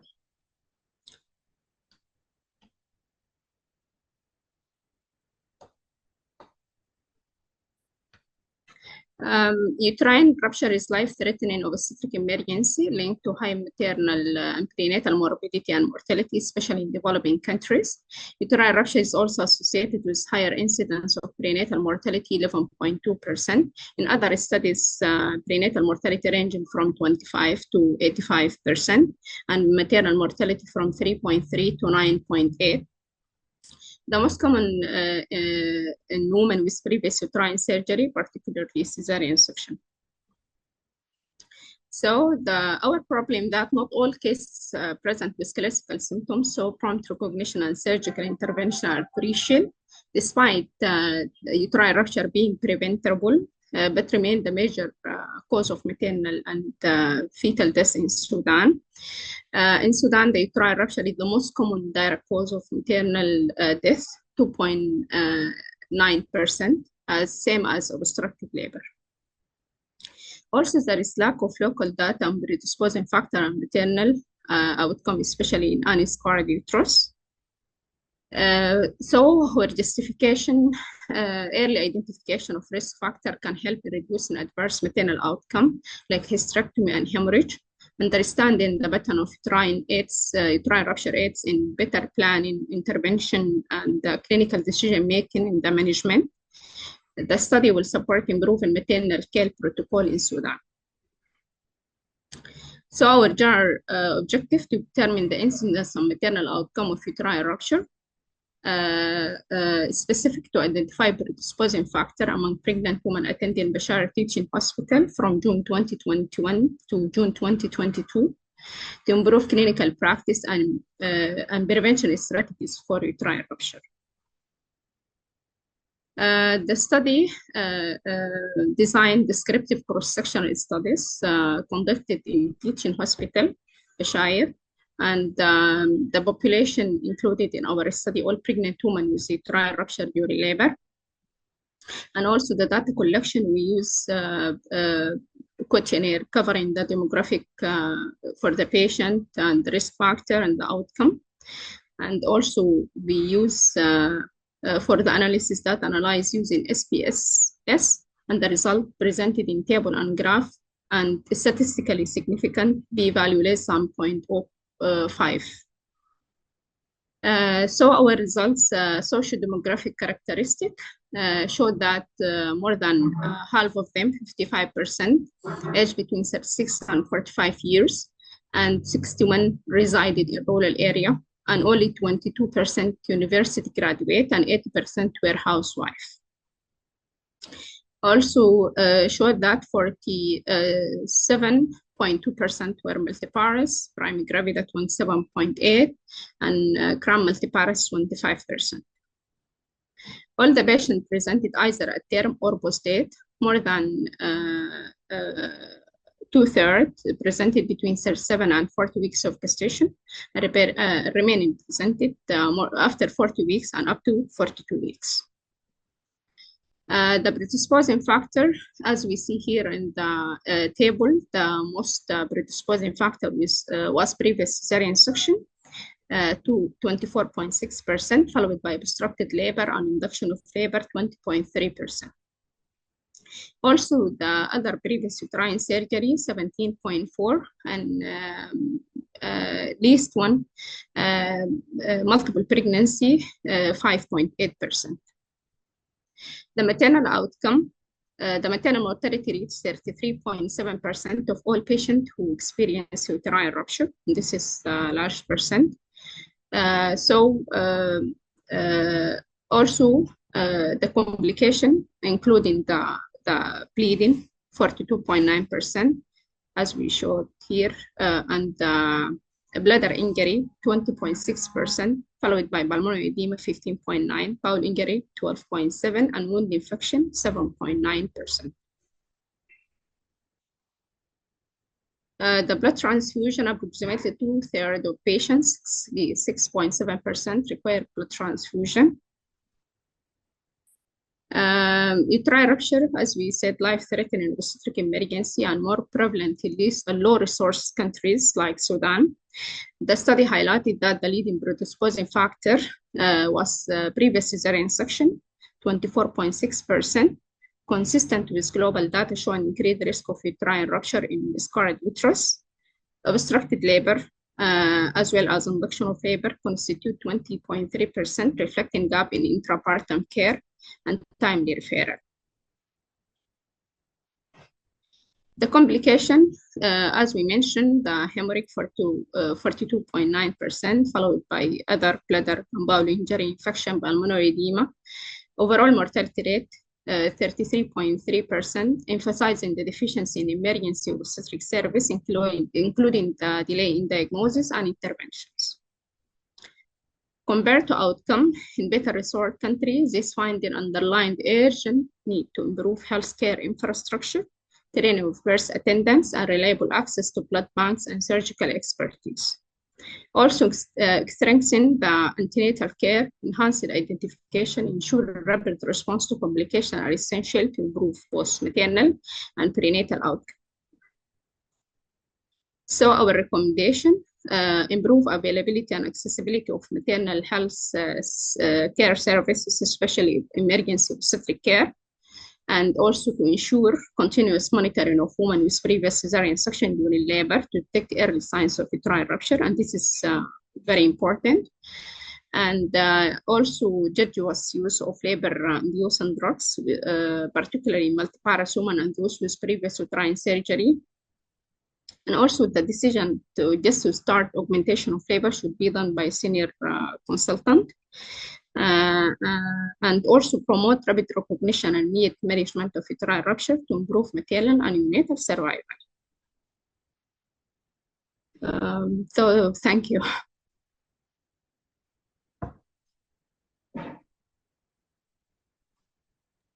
Thank you, Dr. Asma, for the presentation. So any questions?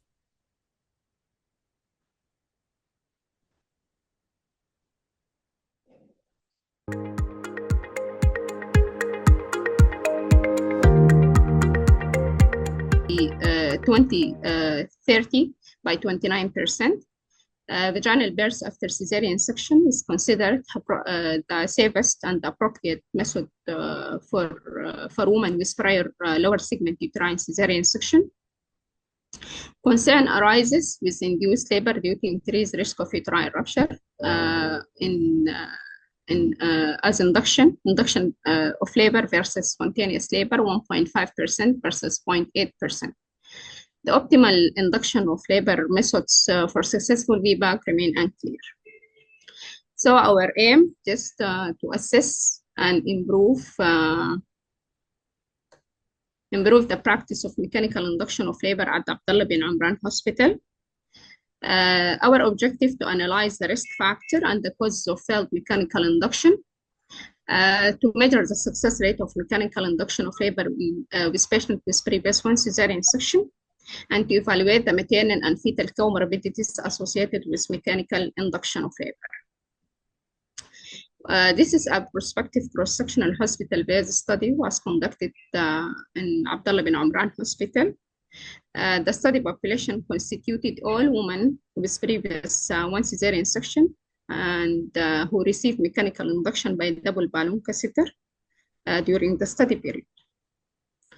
A total of 45 patients included in the audit, and we use the audit tool in monthly matter like the sociodemographic of the patient, and also gestation age, the parity, and the time for catheter removal or spontaneous expansion, and the outcome for both the mother and the baby, and the causes of cesarean section for those who underwent cesarean section after mechanical induction.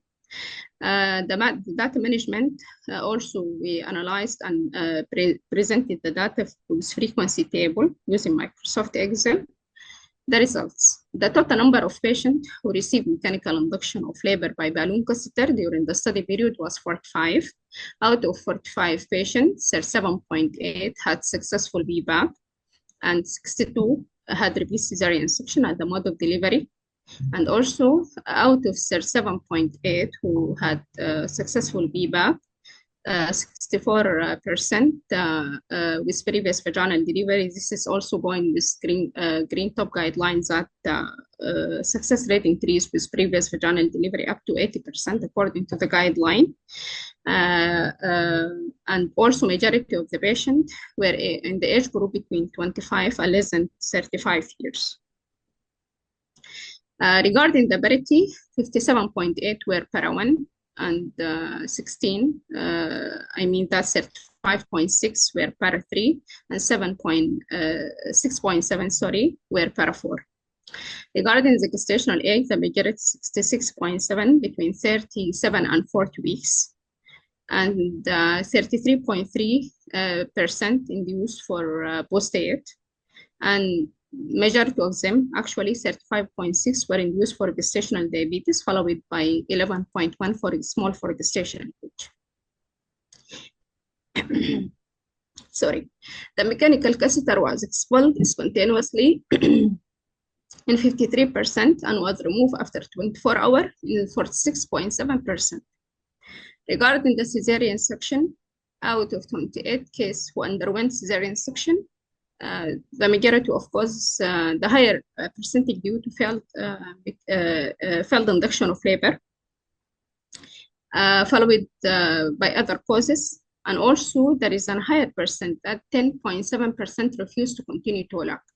This is important because we have to counsel the patient and educate the patient, counsel the patient about the risk and the benefit, and also the risk of uterine rupture, and also to offer the patient pain relief during labor in form of epidural, just to easy for her. Regarding maternal outcome, there was one case of uterine rupture, 2.2%. This is a result in table. The majority, this is age 62.2%, and this is successful mechanical induction, as we mentioned, 37.8%, and this is in relation with previous vaginal delivery, and this is severity, more majority between 37 weeks and 40 weeks.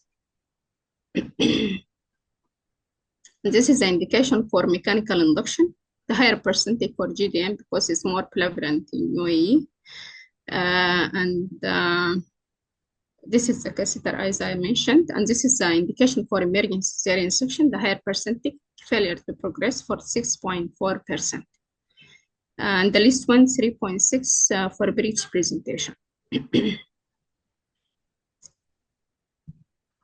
This is the core BH done in 20%. And this is the maternal complication, uterine rupture, 2.2% one case. And we are lucky that the patient, this patient, she received epidural, but early recognition very important for uterine rupture. That is why the patient, the case ended with good outcome, maternal and fetal outcome, because the patient just rushed to category 1 cesarean section, and the uterine rupture at the site of the previous cesarean section and treated with repair. This patient, only one patient, this patient with uterine rupture admitted to HDU, and she didn't receive blood transfusion, and Apgar less than 7, there is no patient, no baby for Apgar less than 7, and also there is no admission for scalp. So our recommendation to implement the standardized hospital protocol for induction of labor by double balloon catheter in patients with previous cesarean section, to provide patients with proper education. This is very important, and counseling about TOLAC and induction by balloon catheter. To provide patient information leaflet, including, as I mentioned, success rate, risk, and the benefit, and the last things that to continue auditing hospital clinical practice and its outcome. So the action plan, we have to provide patient with information leaflet to the patient, and also we have to do a workshop for the physician, how to counsel the patient regarding all aspects like balloon catheter, the mechanism of balloon catheter, and also the success rate versus failure rate, and risk for cesarean section and or complication of cesarean section and uterine rupture. And we have to do a re-audit to implement a standardized protocol in clinical practice and re-audit after 1 year. Thank you.